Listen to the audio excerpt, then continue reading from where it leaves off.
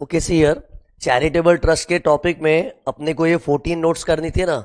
इस 14 नोट्स में अपना यहाँ तक हो चुका है, पॉइंट नंबर 11 तक। ओके, उसके बाद अगला पॉइंट क्या, देखो section 115 BBI। Next section is 115 BBI। अब सुनो, कभी भी 115 सेक्शन सुनने में आता है ना, मतलब समझ जाना चाहिए कोई स्पेशल टैक्स रेट है। तो इधर कोई स्पेशल टैक्स रेट के बारे में पढ़ना है।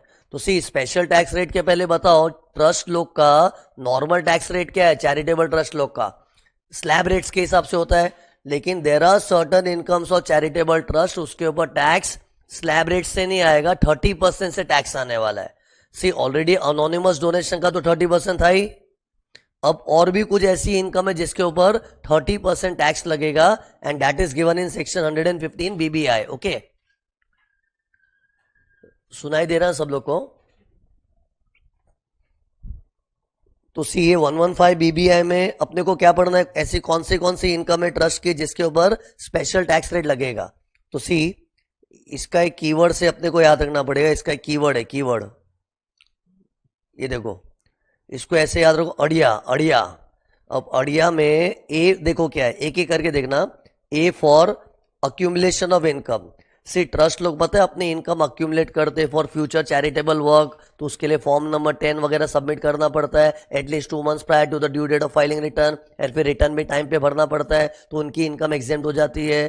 तो उसको लेके अच्छा पॉइंट है, सुनो कि अगर किसी चैरिटेबल ट्रस्ट ने इनकम अक्यूमुलेट की है but not in accordance of the income tax law, not in accordance with income tax law मतलब इनकम टैक्स लॉ वाले जो एक्सपेक्ट कर रहे हैं वो हिसाब से नहीं किया, अपने मन से जैसे करना है वैसा कर दिया, तो वो अक्यूमुलेटेड इनकम का एग्जेम्पशन तो नहीं मिलेगा और उस पर उल्टे का 30% टैक्स लगेगा।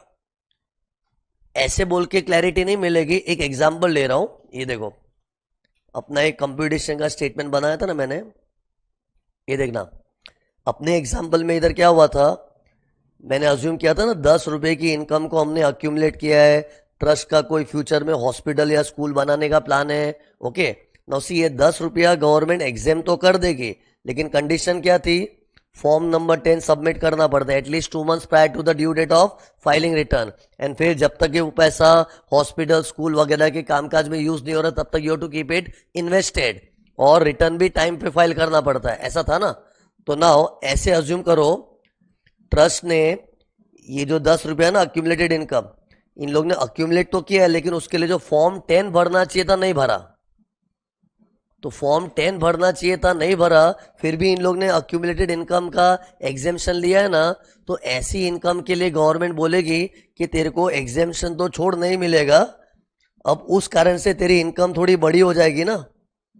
अरे ये 10 रुपीज माइनस नहीं करूंगा तो इनकम आंसर 5 रुपये आएगा कि 15 रुपये आएगा आंसर? अरे 10 रुपया ये माइनस नहीं किया तो आंसर अपना 5 थोड़ी ना आएगा, फिर तो अपना आंसर 15 आएगा, एंड फिर उस 15 में से जो 10 रुपया अक्यूमुलेट किया था not in accordance with the provision, इसके ऊपर 30% टैक्स लगेगा, और बैलेंस के ऊपर स्लैब रेट से टैक्स लगेगा। तो ये 115 BBI में लिखा है कि कोई भी ट्रस्ट इनकम अक्यूमुलेट करती है but not in accordance with the law, ये वर्ड याद रखना, not in accordance with the law. अब not in accordance with the law में बहुत सारी वेराइटी आती है, ये तो मैंने खाली एग्जांपल दिया ना कि फॉर्म 10 सबमिट ही नहीं किया था। ओके, नाउ ऐसा अज्यूम करो फॉर्म 10 सबमिट किया था लेकिन उसमें पर्पस और पीरियड स्पेसिफाई नहीं किया था, तो ये भी अक्यूमुलेशन ढंग से हुआ कि ढंग से नहीं हुआ? नहीं हुआ ना।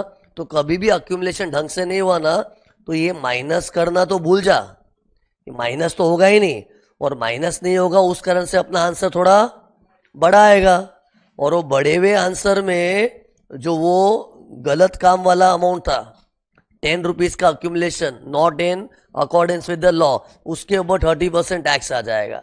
तो इसमें तो कितने सारे पॉसिबिलिटी बन सकते हैं। नॉट इन अकॉर्डेंस में ये भी हो सकता है कि हमने इनकम अक्यूमुलेट की थी लेकिन उसको इन्वेस्टेड नहीं रखा है, accumulated income should be invested in security specified under section 11(5), लेकिन उसमें हमने इन्वेस्टेड नहीं रखा है, तो अगर इन्वेस्टेड नहीं रखोगे तो ये भी accumulation is not in accordance with law, तो वो भी इधर लेस नहीं होगा।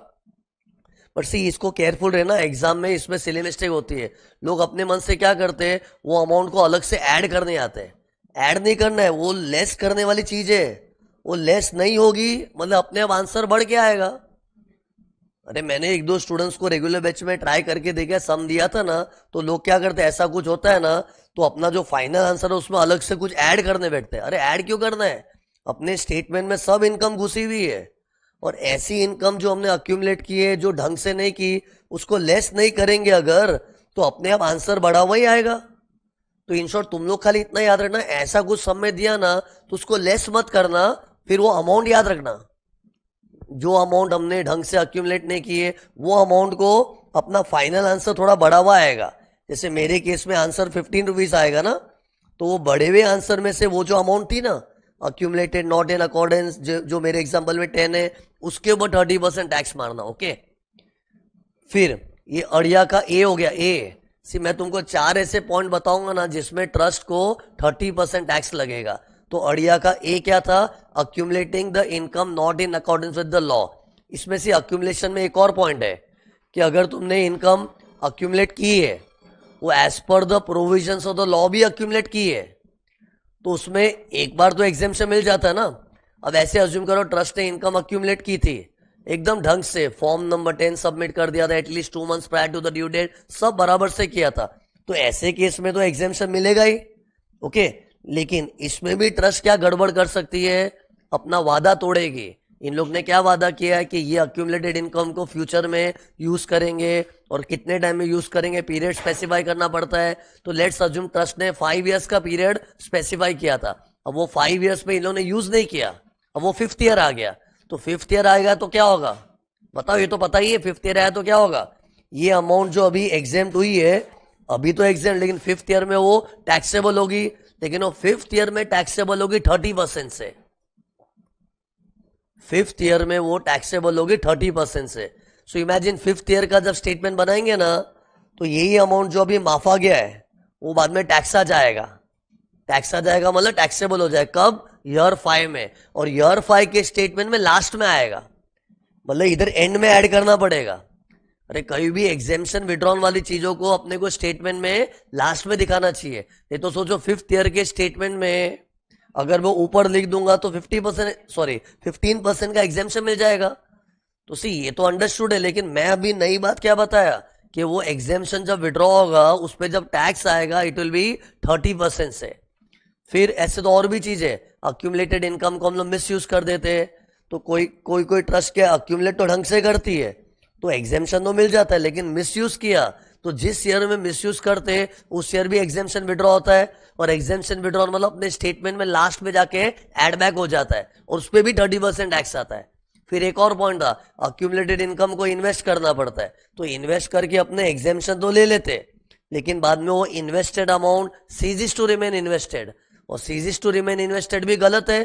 तो जिस ईयर में invested amount ceases to remain invested, उस ईयर में भी ये 10 रुपया जो लेस हुआ था अपने स्टेटमेंट में ऐड हो जाएगा, लास्ट में ऐड होगा, और उसमें भी 30% टैक्स आएगा। मतलब अक्यूमुलेशन से रिलेटेड कुछ भी गड़बड़ की ना 30%।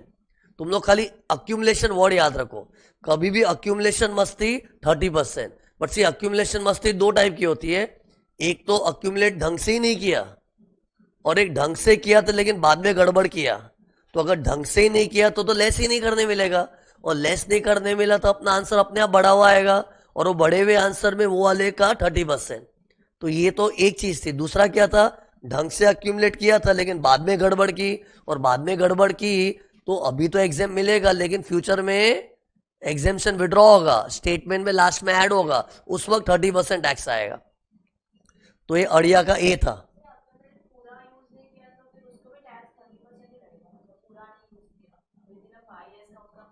हाँ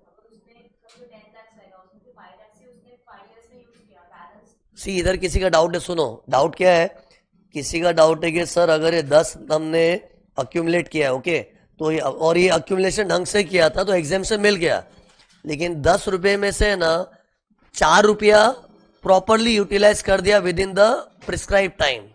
मतलब ट्रस्ट ने बोला था कि हम लोग विद इन 5 इयर्स यूज कर लेंगे, और वो यूज भी किया, लेकिन अक्यूमुलेट तो 10 किया था ना, और यूज उन लोग ने 4 ही किया। तो 4 यूज किया तो 4 के लिए तो गवर्नमेंट बोले very good, you kept your promise, but 4 ही ना, तो बाकी के 6 के लिए क्या होगा, एग्जेम्पशन विड्रॉन। एंड फिर जो 6 रुपए का एग्जेम्पशन विड्रॉ होगा वो अपने स्टेटमेंट में ऐड हो जाएगा और उस पर 30% टैक्स आएगा। ओके, मतलब उसमें तो बहुत सारी वेरिएशन है, तुम लोग खाली इतना याद रखो ना, अक्यूमुलेशन में मस्ती किया ना 30%, और ये 30% गवर्नमेंट ने स्ट्रिक्ट रूल क्यों बनाया मालूम है? कितनी चैरिटेबल ट्रस्ट है ना, कैजुअली इनकम अक्यूमुलेट कर देती है और इन लोग सीरियस नहीं होते, और कभी भी पब्लिक डिसिप्लिन को फॉलो नहीं करती तो लॉ को थोड़ा स्ट्रिक्ट होना पड़ता है। जैसे मेरे यहाँ पे भी कोई डिसिप्लिन फॉलो नहीं किया, कोई बच्चा टाइम पे नहीं आ रहा, लेट आ रहा है, ये कर रहा है वो कर रहा है, तो मुझे स्ट्रिक्ट हो जाऊंगा तो कैसे टाइम पे आ जाएंगे? खैर बच्चों के साथ तो आजकल स्ट्रिक्ट होके मतलब ही नहीं है, लेकिन गवर्नमेंट तो पब्लिक से स्ट्रिक्ट हो सकती है ना, और गवर्नमेंट को स्ट्रिक्ट होने के लिए 30% करना पड़ा, क्योंकि लोग अक्यूमुलेशन में बहुत कैजुअल है। तो ये देखो, मैं टोटल तुम लोग को 4 ऐसे केस बता रहा हूं जिसमें 30% है। तो 4 केस में एक हो गया ए फॉर अक्यूमुलेशन मस्ती, तो ये अड़िया का ए था। फिर दूसरा D stands for deemed application वाला मस्ती। डीम्ड एप्लीकेशन का मतलब क्या है मालूम है? डीम्ड एप्लीकेशन का मतलब मैंने पढ़ाया था कल तुम लोग को। डीम्ड एप्लीकेशन मतलब ये वाली चीज कि अपने 10 रुपए की ऐसी इनकम थी जो अपने को रिसीव ही नहीं हुई थी। अब रिसीव ही नहीं हुई तो अपने उसको समाज सेवा पे यूज कैसे करेंगे? बट लॉ ने क्या बोला, कोई बात नहीं, it will be deem to be applied. क्या बोलते इसको? Deem to be applied. हम मान लेंगे तूने अप्लाई कर दिया, तेरे को एग्जामेशन दे देंगे, लेकिन you have to inform at least 2 months prior to the due date of filing return. तो अपने को एग्जामेशन मिल जाता है, लेकिन इधर अपना वादा क्या था बता? अरे ये 10 रुपए में अपने प्रॉमिस क्या किए थे कि जिस ईयर में रिसीव होगा, या तो वो ईयर या फिर उसके तुरंत नेक्स्ट ईयर में हम लोग प्रॉमिस यूज करेंगे।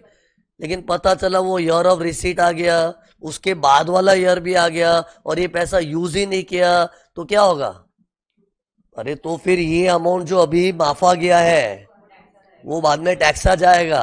अभी जो लेस हो गया है वो बाद में उस ईयर में इनकम में ऐड हो जाएगा। किस ईयर में? ईयर ऑफ रिसीट के बाद वाला ईयर, उस ईयर में इनकम में ऐड हो जाएगा।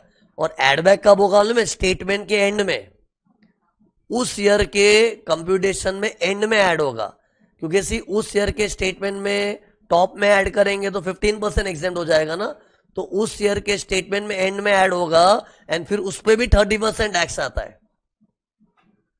मतलब ये गवर्नमेंट है ना, कोई भी धोखाधड़ी करता है ना तो गवर्नमेंट को भी गुस्सा आता है कि तुमने बोला है कि इनकम यूज मिली नहीं तो हम यूज नहीं कर पाए, तो हमने समझा तुमको, लेकिन बट बाद में जब मिला तभी तो यूज कर। चलो जब मिला तभी भी नहीं, उसके बाद वाले ईयर तो यूज कर, और बाद में भी यूज नहीं करेगा तो ये 10 रुपीज तेरा एग्जेम्पशन विड्रॉ हो जाएगा। हमेशा याद रखना, एग्जेम्पशन विड्रॉन का इफेक्ट किधर आएगा? स्टेटमेंट में एंड में आएगा, एंड फिर उस पर भी 30% टैक्स है। और डीम्ड एप्लीकेशन में तो ये भी था, इधर क्या बहाने थे मेरे पास कि 10 रुपया मुझे मिल तो गया है लेकिन मैं यूज नहीं कर पाऊंगा, मतलब समाज सेवा पे खर्च नहीं कर पाऊंगा क्योंकि मुझे साल के एंड में मिला है। अब साल के एंड में मिला है तो साल तो खत्म ही हो गया, तो मैं अप्लाई कैसे करूं?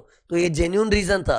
तो ये भी गवर्नमेंट क्या बोलते, चल जा, हमने डीम टू बी अप्लाइड माना, हमने अज्यूम कर लिया कि तूने अप्लाई किया है और तेरे को एग्जामेशन मिल गया, but you have to inform government at least 2 months prior to the due date. लेकिन इधर भी अपने क्या कसम खाए थे, चलो 23-24 वाला ईयर तो नहीं, इमीडिएटली नेक्स्ट ईयर क्या होता है 24-25, उस ईयर में यूज करेंगे। लेकिन उस ईयर में अगर दगा किया, धोखा दिया, तो वही एग्जेम्पशन विड्रॉ होगा और उस पर भी 30% टैक्स आता है। तो इन शॉर्ट, अक्यूमुलेशन मस्ती में भी 30% आता है और डीम्ड एप्लीकेशन मस्ती में भी 30% आता है। अड़िया चल रहा है, अड़िया अड़िया अड़िया में नेक्स्ट अल्फाबेट देखो क्या है? ए अक्यूमुलेशन मस्ती, डी डीम्ड एप्लीकेशन वाली मस्ती, आई फॉर इन्वेस्टेड रखना चाहिए पैसा अंडर सेक्शन 11(5). तो सी, कभी भी ट्रस्ट को ऐसा बोला है गवर्नमेंट ने, अगर तू इन्वेस्ट करके रखेगा ना तो ही तेरे को एग्जेम्पशन मिलेगा। जहां कहीं भी ऐसी कंडीशन है और उस कंडीशन को तूने लाइटली लिया, मीन्स हम कह रहे कि तू इन्वेस्ट करके रख अंडर सेक्शन 11(5), फिर भी तू उसको लाइटली ले रहा है, तू सोच रहा है ऐसे एग्जेम्पशन मिल जाएगा, तो एग्जेम्पशन तो भूल जा, और ऐसी इनकम में भी 30% टैक्स आएगा। मतलब लॉ इस चीज को बहुत स्ट्रिक्ट लेना चाह रही है कि भाई हम जहां जहां बोलते हैं कि income should be invested in 11(5), तो यू टेक अ सीरियसली। तुम लोग सीरियस क्यों नहीं ले रहे हमको? और अगर तुम सीरियसली नहीं लोगे तो तुमको एग्जेम्पशन तो नहीं मिलेगा, और फिर ऐसी इनकम में भी 30% टैक्स आएगा। इसका पता है बेस्ट एग्जांपल क्या बनता है? Corpus donation. सी दो जगह ऐसा था कि you should keep it invested under 11.5। एक तो अक्यूमुलेटेड इनकम में, अरे इनकम अक्यूमुलेट करते तो इन्वेस्ट करके रखना पड़ता है ना, लेकिन ठीक है वो तो अक्यूमुलेशन मस्ती तो डिस्कस हो चुकी है ना। अरे अक्यूमुलेशन मस्ती में तो तुमने इन्वेस्ट नहीं किया, वो लापरवाही की हो कि कुछ भी किया है, उसमें तो डिस्कस हो ही चुका है। लेकिन अभी कॉर्पस डोनेशन का इमेजिन करो। कॉर्पस डोनेशन मैंने क्या बताया था, अरे बता अंबानी 25 लाख का चेक देके गया विद स्पेसिफाइड इंस्ट्रक्शन, तो उसको इन्वेस्ट करके रखेंगे ना तो अपने कंप्यूटेशन स्टेटमेंट में डैश आता है। अपना स्टेटमेंट था ना ये, अपने स्टेटमेंट में अगर कॉर्पस डोनेशन होता है तो मैंने क्या बताया था, उसको ऊपर ही लिखना है और डैश करके लिखना है। लेकिन डैश कब होगा, डैश क्यों, क्योंकि वो इनकम ही नहीं है, it's kind of a liability, तो उसको डैश ही कर देते। और डैश करने की शर्त क्या है, it should be invested as per 11.5 securities. लेकिन वो 11.5 के हिसाब से इन्वेस्ट नहीं किया ना तो ऊपर डैश वैश तो छोड़, अमाउंट डालना पड़ेगा, वो भी नीचे डालना पड़ेगा, नीचे अलग से ऐड करना पड़ेगा कॉर्पस वाला डोनेशन। और कॉर्पस वाला डोनेशन मिला है ना तो उसको एक रिसीव्ड की तरह अलग से ऐड करना पड़ेगा, और वो भी अमाउंट आएगा, और उसके ऊपर भी 30% टैक्स। एक्चुअली लॉ ने कॉर्पस के लिए नहीं बोला ऐसा, लॉ ने क्या बोला, जहां कहीं भी हमने इन्वेस्ट करो ये कंडीशन के बेसिस पे एग्जेम्पशन दिया है ना तो वो कंडीशन को फॉलो करो, और नहीं करोगे तो एग्जेम्पशन तो दूर का बात, उस पर टैक्स भी साधारण स्लैब रेट से नहीं आएगा, 30% से आएगा। तो कॉर्पस डोनेशन का बेस्ट एग्जांपल बनता है, जबकि लॉ ने कॉर्पस बोल के रूल नहीं बनाया। Any income which is exempted based on a condition that you have to invest it under 11.5, so invest it. If you don't do that you won't get the exemption and such income will be taxed at 30%. तो corpus का तो ये point डाल ही सकते हैं। तो याद रखना, इन्वेस्टेड नहीं हुआ प्रॉपर्ली तो ऊपर डैश आएगा कि अमाउंट आएगा, अमाउंट, और ऊपर भी नहीं नीचे आएगा फिर। और नीचे क्योंकि ऊपर डाला तो 15% के मजे मिल जाएंगे ना, तो नीचे डालेंगे और उस पर भी 30% टैक्स है। अड़िया का आई था, आई, ओके।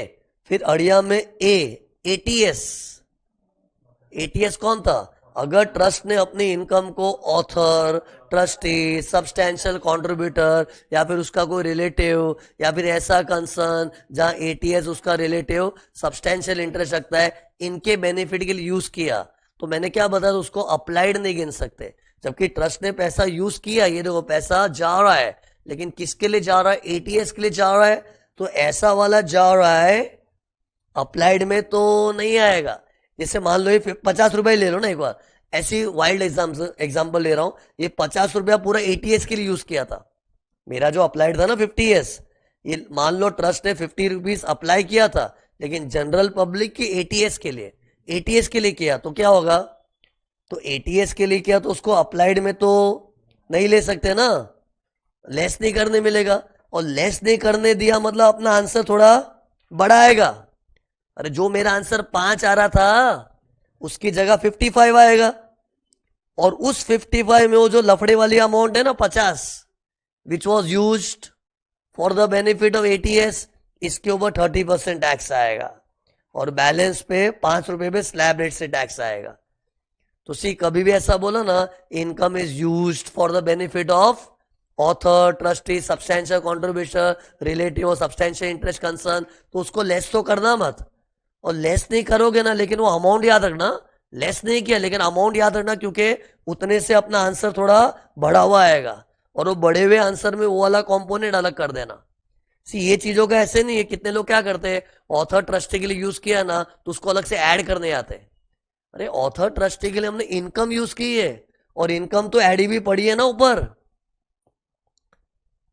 अरे ऑथर ट्रस्टी वगैरह के लिए हमने इनकम इस्तेमाल की है, तो इनकम तो ऐड ही भी पड़ी है ना। अपने को क्या ध्यान देना है कि ऑथर वॉथर के लिए यूज किया तो उसको लेस मत करना, इनकम में तो है ही वो, तो उसको खाली लेस मत करना, और लेस नहीं किया मतलब वो अमाउंट लास्ट में थोड़ा इंक्रीज होके आएगा। जैसे यही 50 में इधर लेस ना करूं तो मेरा आंसर 5 थोड़ी आएगा, इट विल बी 55, लेकिन मेरे मन में वो 50 रुपीज बसा हुआ है, तो वो 50 को स्प्लिट करके उसके ऊपर 30% टैक्स आएगा। ओके, तो ये अड़िया का ए था, ए। तो ए वॉज अक्यूमुलेशन मस्ती, डी वॉज डीम्ड एप्लीकेशन मस्ती, आई इन्वेस्टेड रखना चाहिए उसमें मस्ती किया तो, और एटीएस के बेनिफिट यूज किया तो ये 4 केस में लॉ ने क्या बोला है, तुमको 30% टैक्स आएगा। ओके, और ये 4 केस में कोई इनकम जैसी चीज है तो उसको 30% टैक्स आ ही जाएगा। लेकिन कुछ ऐसा है ना, कुछ हमने यूज करने में गड़बड़ किया है तो यूज करने वाली चीज लेस नहीं होगी, लेकिन उतने से अपना आंसर बढ़ा हुआ आएगा और वो बढ़े हुए आंसर में 30% टैक्स आ जाएगा। इसी ये जो मैंने बोला इसमें बहुत लफड़े करते हैं। जो एटीएस वाला पॉइंट आता है ना, लोग क्या करते हैं उसको अलग से ऐड वैड करने की कोशिश करते हैं। अरे सोच, एग्जाम में सेंड ऐसा दिया है, income applied for the benefit of ATS, income applied.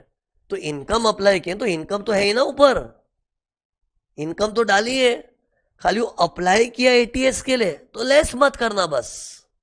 और लेस नहीं करूंगा तो जैसे 50 लेस नहीं किया तो अपना final answer will be little bit more, and फिर उसको स्प्लिट करते टाइम ध्यान देना कि उतने पे 30% आएगा।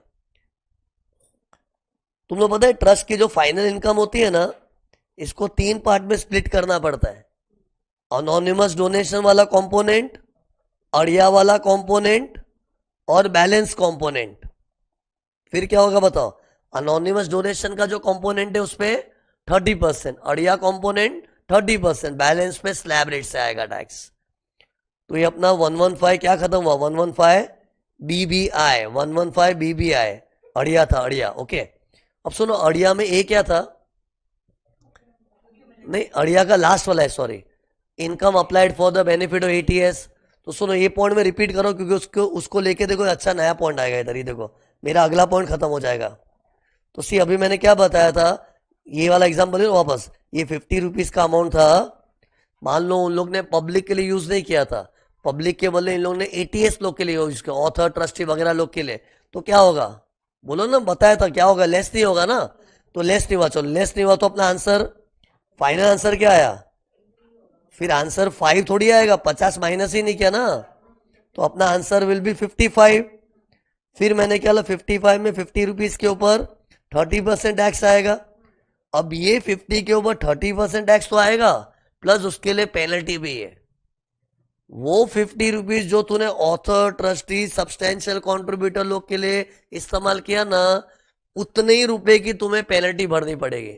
उतने ही रुपए की मतलब कितना रुपए था इधर, 50, तो 50 के ऊपर 30% टैक्स तो आएगा। ओके, और वो 50 रुपए जितना पेनल्टी भी भरना पड़ेगा अंडर सेक्शन 271 AAE। मतलब दिस शोज गवर्नमेंट कितनी स्ट्रिक्ट, और होना ही पड़ेगा। आपने ट्रस्ट क्यों बनाई है, पब्लिक की सेवा के लिए, और तुम पब्लिक को छोड़ के इनके पीछे पड़े हो, किनके, author trustee substantial contributor relative of ATS, और ऐसी कंसर्न जहां एटीएस उसके रिलेटिव का सब्सटेंशियल इंटरेस्ट है, तो उनके लिए इनकम यूज करना पाप है। और उस पाप की सजा क्या है, तो पहले तो वो लेस नहीं करने मिलता, और फिर उतने से अपना आंसर बढ़ा हुआ आया, तो पहली सजा तो उसके ऊपर 30% टैक्स, फिर उतने ही अमाउंट की पेनल्टी है। मतलब पेनल्टी का अमाउंट 50 रुपीज ही होगा। Amount use for the benefit of ATS is the amount of penalty under section 271 AAE। And फिर गवर्नमेंट ने धमकी दी है, ऐसा दूसरी बार कभी जिंदगी में किया ना तो 200% पेनल्टी लगेगा। पहली बार कभी ट्रस्ट ने एटीएस के लिए इनकम यूज की ना, तो हम उसको पेनल्टी उतनी ही मारेंगे जितनी उसने एटीएस के लिए यूज किया है। मतलब 100% ऑफ 50 रुपीज मेरे एग्जाम्पल में, तो 50 लगेगा। Second time, third time, fourth time repeat हुई ना मिस्टेक ये, तो जितना भी तुम एटीएस के लिए यूज करोगे उसका डबल पेनल्टी लगेगा। ऐसा नहीं कि थर्ड टाइम हुआ तो ट्रिपल, फोर्थ टाइम हुआ तो चौबल, ऐसा नहीं। Any subsequent default will be 200%। Subsequent मतलब वो दूसरी बार किया, तीसरी बार, अब एक ट्रस्ट बार बार ऐसा ही करते तो करो, हर बार ऐसा करोगे तो 200% की पेनल्टी लगेगी। और पहली सजा तो क्या थी, वो लेस नहीं करने मिलता, और लेस नहीं करोगे तो आंसर बड़ा आता है, और बड़े हुए आंसर के ऊपर 30% तो आता है, प्लस पेनल्टी भी भरो अंडर सेक्शन 271 AAE। तो अपना ये खत्म हो गया 271 AAE। Okay, but this is only for ATS वाला पॉइंट। 115 BBI तो पूरे अड़िया के लिए था, लेकिन अड़िया में जो लास्ट ए था ना, एटीएस के लिए इनकम यूज करना, तो उसके लिए पेनल्टी भी अंडर सेक्शन 271 AAE। ओके, फिर देखो नेक्स्ट पॉइंट क्या है, एग्जिट टैक्स। लेकिन सी ये एग्जिट टैक्स की थियरी के पहले ना मुझे एक रजिस्ट्रेशन का पॉइंट पढ़ाना पड़ेगा। ट्रस्ट का रजिस्ट्रेशन होता है मालूम है, फिर रजिस्ट्रेशन कभी कभी कैंसिल हो जाता है, तो कैंसिलेशन की थियरी पढ़ाऊंगा, फिर मैं तुमको एग्जिट टैक्स पढ़ाऊंगा। ओके, तो अभी मैं कैंसिलेशन की थियरी में जा रहा हूं, लिंक मत तोड़ना। बाद में मैं इसके ऊपर आऊंगा एग्जिट टैक्स के ऊपर। तो ये देखो कैंसिलेशन की थियरी एक, कि ट्रस्ट को हम लोग रजिस्ट्रेशन देते हैं तो कोई भी रजिस्ट्रेशन कितने साल के लिए वैलिड होता है, 5 साल, एंड फिर हर 5-5 साल में उसको रिन्यू करना पड़ता है ना। अब सुनो, कभी कभी ट्रस्ट का रजिस्ट्रेशन कैंसिल हो जाता है। अब कैंसिल कब होता है उसकी देखो ये सिचुएशन है, ये जो मैंने लिखा ना जीसी और बल, जीसी और बल, ये कीवर्ड है मेरा। इन सिचुएशन में ट्रस्ट का रजिस्ट्रेशन कैंसिल हो सकता है। तो पहले अपने को सिचुएशंस पढ़नी है, फिर कैंसिलेशन का प्रोसीजर पढ़ना है। एक सेकंड, कैंसिलेशन का प्रोसीजर एक बार मैं छुपा डालता हूं, ये तुम लोग की नजर उधर ही पड़ी रहेगी। ये ड्राइंग नीचे की ना कैंसिलेशन का प्रोसीजर है, उसको बाद में देखते हैं। पहले understand under what circumstances registration cancel होगा। तो सी जी स्टैंड्स फॉर अगर ट्रस्ट की एक्टिविटीज जेन्यून नहीं है, मतलब सीआईटी को मालूम पड़ता है, कहीं से भी सीआईटी को मालूम पड़ा या ये ट्रस्ट की एक्टिविटीज को ठीक नहीं लग रही है, उनको कहीं से भी खबर मिली कि ट्रस्ट की एक्टिविटी जेन्यून नहीं है, तो तुम्हारा रजिस्ट्रेशन कैंसिल कर देगा। तो जी था। फिर C stands for conditions for registration. See अपने जब रजिस्ट्रेशन मांगते हैं ना तो सीआईटी क्या बोलता है, हमने आपको रजिस्ट्रेशन दिया प्रोवाइडेड तुम कुछ कंडीशंस फॉलो करो, मतलब उन लोग कंडीशन अटैच करके रजिस्ट्रेशन ग्रांट करते हैं। लेकिन वो अटैच की हुई कंडीशन को तू कभी रिस्पेक्ट ही नहीं करेगा ना, तो सीआईटी की सटक जाएगी, तो उसकी सटक जाएगी तो रजिस्ट्रेशन कैंसिल कर देगा। इंग्लिश में कैसे बोलना चाहिए, activities of the trust are not in accordance with the conditions for registration. और जी क्या था, activities of the trust are not genuine. दोनों सेंटेंस स्टार्ट होता है एक्टिविटीज से, याद करते हो। पहला क्या था, एक्टिविटीज नॉट जेन्यून, दूसरा activities not in accordance with the conditions for registration. फिर देखो O for income objects of the trust के लिए अप्लाई नहीं हो रहा है। ट्रस्ट कमा अच्छा रही है, लेकिन कमा के उनके जो ऑब्जेक्ट्स है उसके लिए इस्तेमाल नहीं कर रही है। तो ये चीज की अगर सीआईटी को कहीं से भी खबर पड़ी ना तो तुम्हारा रजिस्ट्रेशन कैंसिल कर देगा। ओ फॉर ऑब्जेक्ट्स के लिए इस्तेमाल नहीं कर रहे हो। फिर देखो आर फॉर रिलीजियस कम्युनिटी, मतलब एक चैरिटेबल ट्रस्ट है, वो खाली एक पर्टिकुलर रिलीजियस कम्युनिटी को ही मदद कर रही है। बट ये पॉइंट चैरिटेबल ट्रस्ट लोग के लिए, सी रिलीजियस ट्रस्ट तो कोई पर्टिकुलर रिलीजन के लिए होता है ना यार। जैसे कोई मंदिर वाला ट्रस्ट है तो हिंदुओं के लिए होगा ना यार, और कोई मस्जिद है तो मुस्लिम के लिए होगा ना। तो रिलीजियस ट्रस्ट के ऊपर पाबंदी नहीं है। रिलीजियस ट्रस्ट तो कोई पर्टिकुलर रिलीजन को लेके बैठा है तो उसी को प्रमोट करेगा ना। लेकिन चैरिटेबल ट्रस्ट अनाथ बच्चों का होता है, जो बूढ़े लोग के लिए वृद्ध आश्रम होता है। चैरिटेबल ट्रस्ट वगैरह ऐसा किया ना कि कोई पर्टिकुलर कम्युनिटी के लिए काम कर रहा है, खाली हिंदूज के लिए होगा या फिर खाली पारसीज लोग के लिए होगा, तो ये गलत है। If a charitable trust, religious का नहीं बोल रहा, if a charitable trust is doing benefit only for a particular religious community, तो ये गलत है। क्योंकि चैरिटेबल ट्रस्ट को क्या सबको इक्वल ट्रीट करना चाहिए, चाहे वो हिंदू मुस्लिम सिख ईसाई जो भी हो, सबका इक्वल ट्रीटमेंट होना चाहिए। लेकिन अगर सीआईटी को मालूम पड़ा है कि charitable trust is working for a particular religious community only, तो cancel. But again I am saying this point is only for charitable trust. Religious trust तो कोई पर्टिकुलर रिलीजियस कम्युनिटी के लिए होगी ना, हर रिलीजन अलग है, तो जो रिलीजन का ट्रस्ट है वही रिलीजन के लिए करेगा। फिर ये आर था रिलीजियस कम्युनिटी के लिए। फिर बी फॉर ट्रस्ट अगर बिजनेस करती है और वो business incidental to the achievement of the objects नहीं है, या फिर इंसिडेंटल है तो सेपरेट बुक्स मेंटेन नहीं किया, तो ऐसे केस में रजिस्ट्रेशन कैंसिल होता है। इंसिडेंटल का एग्जांपल दिया था ना, मंदिर जैसे लोग हैं, उन लोग ने दुकान खोल दी हार फूल अगरबत्ती बेचने की, तो इंसिडेंटल है। लेकिन अगर मोबाइल का दुकान खोल दिया, कपड़े का दुकान खोल दिया, जो मंदिर के ऑब्जेक्ट से कुछ मिलता जुलता भी नहीं है, तो उसको क्या बोलेंगे, तुमने गलत बिजनेस किया है, रजिस्ट्रेशन कैंसल। बट सी ये अगर सीआईटी को मालूम पड़ा तब, जब तक नहीं मालूम पड़ रहा है करो। मंदिर वाले लोग हैं, मोबाइल की दुकान खोल के बैठे, खोलो, उसकी इनकम पे टैक्स आएगा और वो इनकम स्टेटमेंट में लास्ट में जोड़ते हैं। ऐसी गंदी बिजनेस वाली इनकम को स्टेटमेंट में लास्ट में जोड़ते हैं और उस पर टैक्स आएगा, स्लैब रेट से ही आता है। इस पे 30% नहीं था, ये अड़िया में नहीं था, बट टैक्स आएगा। लेकिन जिस दिन सीआईटी को मालूम पड़ा ऐसा गंदा बिजनेस कर रहे, ऐसा गंदा धंधा किया, तो तेरा रजिस्ट्रेशन कैंसल। बट वो उनको मालूम पड़ा तब, जब तक नहीं मालूम पड़ रहा है कमाओ, टैक्स भरो। फिर बिजनेस भी अगर ढंग का किया ना, लेकिन बुक्स भी सेपरेट नहीं है, तो भी रजिस्ट्रेशन कैंसिल हो सकता है। अब देखो लेटेस्ट अमेंडमेंट है, ये बल के अंदर ए दिख रहा है, बल बल, ए स्टैंड्स फॉर ट्रस्ट का जो रजिस्ट्रेशन का एप्लीकेशन था ना, इधर हाथ देख मेरा, ट्रस्ट को रजिस्ट्रेशन के लिए एप्लीकेशन करना पड़ता है, तो एप्लीकेशन वॉज इनकम्प्लीट या फिर उसमें कुछ फॉल्स इंफॉर्मेशन था, तो ऐसे में तो रजिस्ट्रेशन देना ही नहीं चाहिए उनको।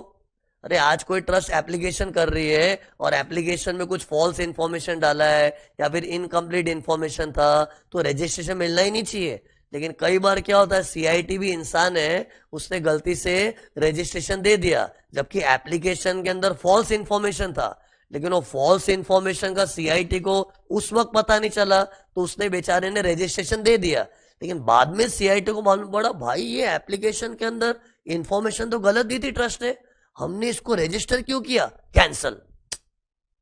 नया पॉइंट है लेटेस्ट अमेंडमेंट, मई 24 नवंबर 24 के बच्चों के लिए। तो क्या था, ए क्या था, इफ द एप्लीकेशन, ये पढ़ो क्या लिखा, कंटेन्स इनकम्प्लीट और फॉल्स इंफॉर्मेशन, एंड इधर उस वक्त ही मालूम पड़ जाता ना सीआईटी को, जब एप्लीकेशन की थी तो रजिस्ट्रेशन देता ही नहीं ना।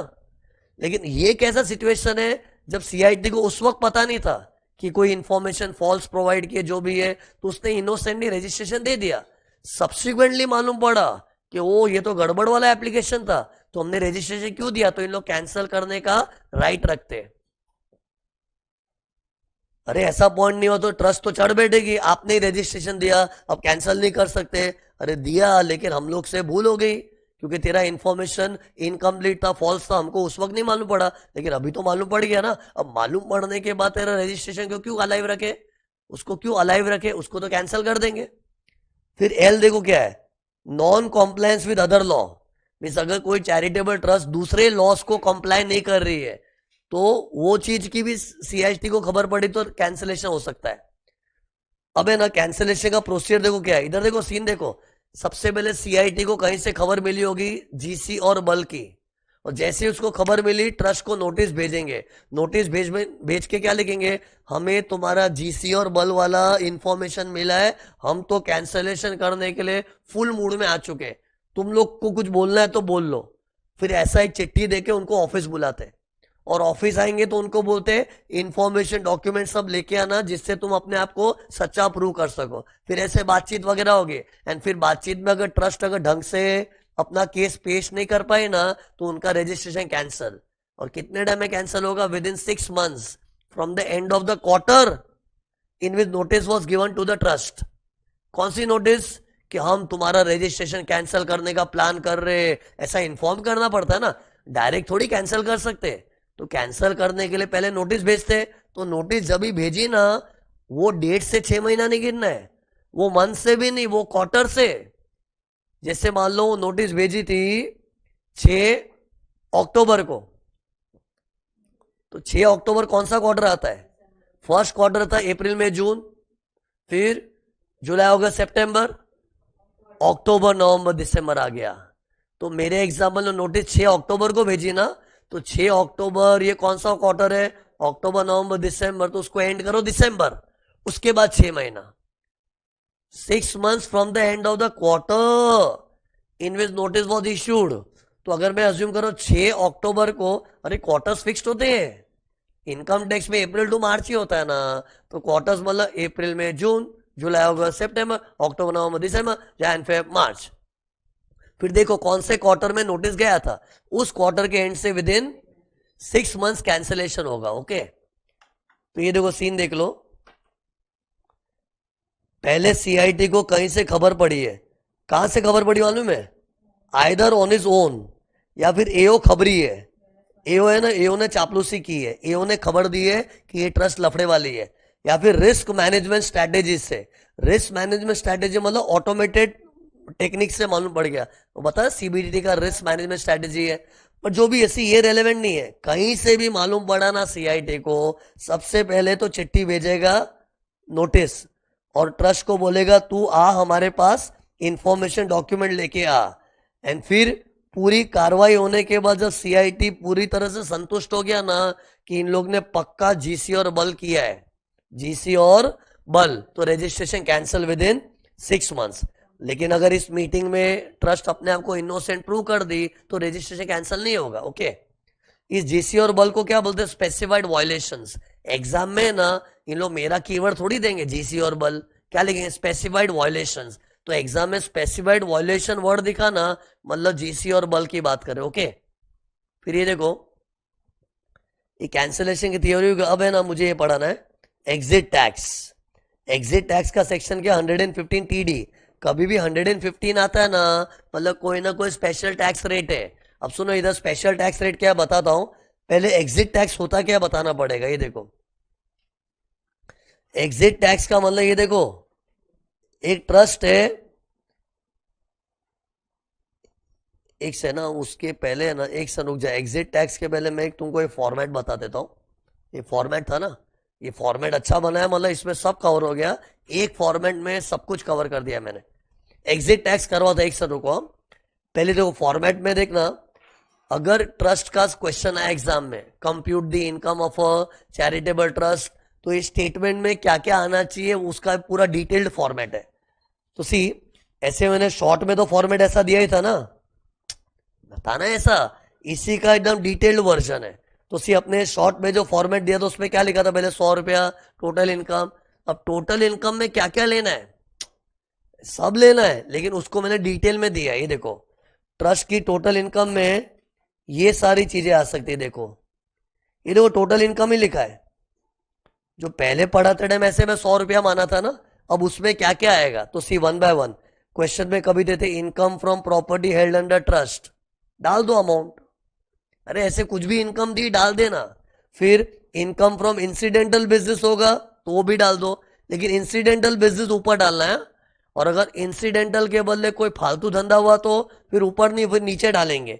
ये तो नीचे मैंने लिखा भी है, दिख रहा है, नॉन इंसिडेंटल बिजनेस, या फिर इंसिडेंटल भी है तो सेपरेट बुक्स नहीं है, तो ऐसी इनकम हुई तो स्टेटमेंट में नीचे ऐड करेंगे।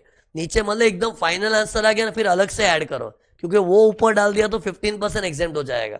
तो ऊपर कौन सा बिजनेस डालोगे? इंसिडेंटल, नॉन इंसिडेंटल नीचे। फिर आगे क्या दिया है? एग्रीकल्चर इनकम सब में दी तो डैश कर देना, और कोई 10 जैसा इनकम दिखा तो अमाउंट डालना, लेकिन एग्रीकल्चर है तो डैश ही कर देना। फिर कॉर्पस डोनेशन को भी डैश कर देना, प्रोवाइडेड 11(5) में इन्वेस्ट किया है तो ही डैश करना, लेकिन 11(5) में इन्वेस्ट नहीं किया ना तो डैश नहीं, अमाउंट और भी नीचे आएगा, लास्ट में आएगा नीचे।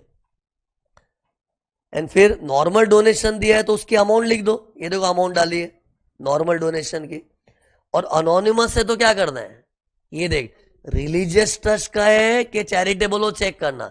रिलीजियस ट्रस्ट का सम है तो पूरा अनोनिमस डोनेशन ऊपर डाल दो, क्योंकि for religious trust anonymous donation का कॉन्सेप्ट ही नहीं है, they are like normal donation, पूरा डाल दो ऊपर। लेकिन अगर चैरिटेबल ट्रस्ट है और उसमें अनोनिमस डोनेशन है, थोड़ा ऊपर थोड़ा नीचे, थोड़ा ऊपर थोड़ा नीचे। ऊपर कितना डालना है? 5% और टोटल डोनेशन, और 1 लाख विच इज हायर, उतना ऊपर डाल देना एक से, और बैलेंस अमाउंट नीचे। और नीचे कितना टैक्स आएगा उसमें? 30% टैक्स। ओके, फिर ये अनोनिमस हो गया। फिर एनी अदर इनकम, मतलब और भी कुछ हुआ तो अदर तो लिखना पड़ता है, कुछ भी सब में डाल सकते हैं यार, तो कुछ भी डाला तो डाल दो ऊपर, है ना। डैश वाला ट्रीटमेंट किसमें, खाली याद रखो, एग्रीकल्चर को डैश करना है, कॉर्पस को डैश करना है, बाकी सबका अमाउंट ही डालना है। और उसमें भी अनोनिमस का ऊपर पूरा मत डालना, थोड़ा ऊपर थोड़ा नीचे, वो चैरिटेबल ट्रस्टों के लिए बता रहा हूं। फिर बाद में 15% एग्जाम। अब देखो अपना नॉर्मल फॉर्मेट आ गया, 15% लेस हो जाएगा, फिर जितना भी अप्लाइड किया वो लेस। लेकिन अप्लाई करते टाइम अपने को रूल्स ऑफ एप्लीकेशन याद रखना है। रूल्स ऑफ एप्लीकेशन बता था मैंने, अप्लाइड मतलब पेमेंट बेसिस पे होता है, एंड फिर टीडीएस काटना है तो काटो, वो सब रूल्स के हिसाब से। फिर not applied because not received, फिर not applied because of other genuine reason, फिर अक्यूमुलेटेड, ये सब तो पता ही है ना। एंड फिर बाद में ये फाइनल आंसर आ गया, जो मैं कब से तुमको पढ़ाते थे, 5 रुपीज ले रहा था ना, ये 5 रुपीज जैसा फाइनल आंसर इधर आ गया, ये रहा। फिर उसमें अलग से क्या क्या ऐड करोगे? नॉन इंसिडेंटल बिजनेस को अलग से ऐड करेंगे, पास्ट एग्जेम्पशन विड्रॉन भी ऐड होता है। मीन्स पहले कोई इनकम एग्जेम्प्ट हुई थी और वो गवर्नमेंट को लग रहा है कि धोखा किया है, तो पहले जो माफा गया था अभी टैक्स आ जाएगा, वो भी लास्ट में ऐड करना है। फिर एक्सेस अनोनिमस डोनेशन, और कॉर्पस को भी नीचे डालते हैं अगर कॉर्पस को अनइन्वेस्टेड रखा तो। वो मेरे में इधर लिखना रह गया है, उसको भी तुम लोग स्टेटमेंट में डाल सकते हो कि कॉर्पस डोनेशन अगर ढंग से इन्वेस्ट किया तो ऊपर डैश हो जाता है, लेकिन इन्वेस्ट नहीं किया तो नीचे अमाउंट आएगा, और नीचे अमाउंट आएगा उस पर टैक्स भी 30% है। अड़िया का आई नॉट इन्वेस्टेड एज पर 11(5) तो 30% टैक्स आता है। तो ये फॉर्मेट याद रखना, और ये फॉर्मेट बहुत काम का है, मतलब इसके अंदर सब सम सेट हो जाएंगे। ओके, फिर बट सी ये इनकम को बाद में 3 पार्ट में स्प्लिट करो। अनोनिमस डोनेशन का 30%, अड़िया का 30%, बैलेंस का स्लैब रेट्स। फिर लुक हियर, अब चालू कर रहा हूं मैं एग्जिट टैक्स। एग्जिट टैक्स का मतलब देखो क्या होता है, अगर एक चैरिटेबल ट्रस्ट चैरिटी की दुनिया छोड़ रही है तो गवर्नमेंट को बहुत हर्ट हो रहा है। जब तो बोलो चैरिटी कर रहे थे गवर्नमेंट कितनी खुश थी, वाह कितने अच्छे लोग हैं। ऐसे भी लोग होते दुनिया में जो समाज सेवा पब्लिक का इतना सोचते, तो गवर्नमेंट खुशी खुशी उनको सब दिल खोल के एग्जेम्पशन दी, दिल खोल के एग्जेम्पशन दी, याद रखना। लेकिन अगर कोई ट्रस्ट अचानक बोलती है नहीं अभी हम लोग को चैरिटी नहीं करना है, हम लोग चैरिटी वैरिटी करना बंद कर रहे हैं, बहुत होगी समाज सेवा, तो जैसे ही तुमने ये बात बताई ना गवर्नमेंट का मूड ऑफ हो गया सीधा। बोले भाई क्या कर रहा है, तुम लोग चैरिटेबल ट्रस्ट हो, ये सोच के हमने तुमने इतने साल से इनकम तुम्हारी एग्जाम कर दी, लेकिन अभी तू चैरिटी की दुनिया छोड़ रहा है। तो ऐसे में गवर्नमेंट को गुस्सा आएगा, और गुस्से में गवर्नमेंट मारेगी चमाट, और चमाट का मतलब क्या होना, टैक्स मारेगी। गवर्नमेंट में तेरे को चैरिटी का दुनिया छोड़ना है ना, निकल ले, और निकलते टाइम टैक्स भर के जा। निकल ले मतलब एग्जिट ले ले, एग्जिट टैक्स, एग्जिट का मतलब निकल लो चलो। किसी को फोर्स तो नहीं कर सकते। एक ट्रस्ट जब तक अच्छा कर रही थी अच्छा था ना, लेकिन अब कोई चैरिटेबल ट्रस्ट बोल रही है हमको चैरिटी की दुनिया छोड़ना, चैरिटी की दुनिया छोड़ना है। चैरिटी की दुनिया छोड़ने का मतलब बताऊंगा क्या है, अभी तुम लोग एक बार कैजुअली लो, ऐसे कैजुअली सुनो, प्रिसाइसली क्या होगा बताऊंगा, लेकिन कैजुअली सुनो कि अगर कोई ट्रस्ट बोलते हमको चैरिटी की नहीं करना, बस हो गया बस हो गया, तो ऐसा करेगा तो गवर्नमेंट उसको रोकेगी नहीं, लेकिन गवर्नमेंट को कहीं ना कहीं हर्ट तो हो रहा है कि चैरिटी की दुनिया छोड़ रहा है, तो ठीक है तुम निकल लो, निकलते टाइम टैक्स भरो। अब चैरिटेबल ट्रस्ट बोले टैक्स किस बात का, हमको चैरिटी नहीं करना है बस खत्म, बट नहीं करना है तो उसका टैक्स क्यों, तो गवर्नमेंट उसको बताएगी देख तुमने चैरिटी करना अभी बंद किया है, लेकिन इतने सालों से चैरिटी कर रहे थे और तुम्हारी इनकम एग्जेम्प्ट हो रही थी, और वो एग्जेम्प्ट इनकम से तुमने ये देखो इतने एसेट्स खड़े किए, अब वो एसेट्स तुम्हारे पास पड़े हैं, अब उस एसेट्स की बदौलत तुम लोग कुछ अच्छा धंधा करने का सोच रहे हो, और ये एसेट ऐसी थोड़ी खड़े हुए थे।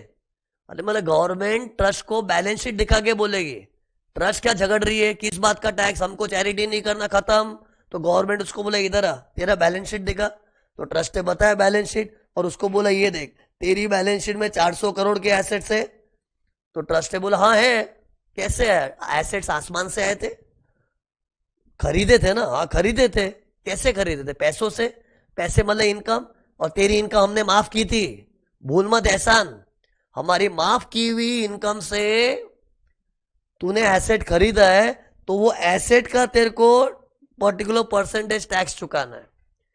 अरे मतलब ट्रस्ट अगर झगड़ा करेगी तो गवर्नमेंट को जस्टिफाई करना है ना, तो जस्टिफिकेशन क्या है कि तुम्हारे पास जो भी एसेट है, एक्चुअली जी ट्रस्ट ने तो 1000 रुपया कमाया होगा, मेरे एग्जाम्पल में ले रहा हूं, मान लो किसी ट्रस्ट ने 1000 रुपया कमाया होगा, लेकिन 1000 में से तो 600 रुपया उड़ा दिया, अरे कमाया उड़ा दिया, कमाया उड़ा दिया, उड़ा दिया मतलब समाज सेवा पे, लेकिन 1000 में से 600 उड़ाया था ना, 400 तो एसेट की तरह पड़ा है। अरे इनकम का क्या होता है, कुछ इनकम उड़ जाती है और कुछ इनकम से एसेट खड़े हो जाते हैं, तो गवर्नमेंट की एसेट पे नजर पड़ी है।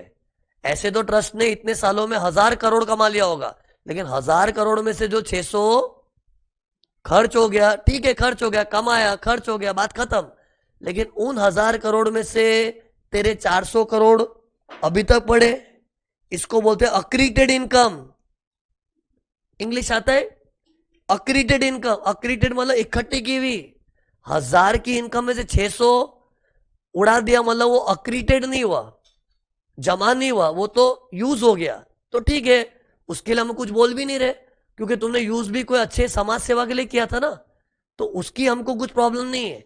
लेकिन 1000 कमा के तूने 600 इस्तेमाल किया, लेकिन 400 तो तेरे पास अक्रीटेड पड़ा है, अक्रीटेड मतलब इकट्ठा किया हुआ एक एसेट के रूप में पड़ा है, और ये एसेट भी हमको कुछ प्रॉब्लम नहीं थी अगर तू इस एसेट से चैरिटी करता तो। जैसे हॉस्पिटल है तो इसको हॉस्पिटल की तरह चलाता है एज ए चैरिटी, लेकिन अभी तू चैरिटी बंद करने का बात कर रहा है, इसलिए इन एसेट्स का एक टैक्स भरना पड़ेगा।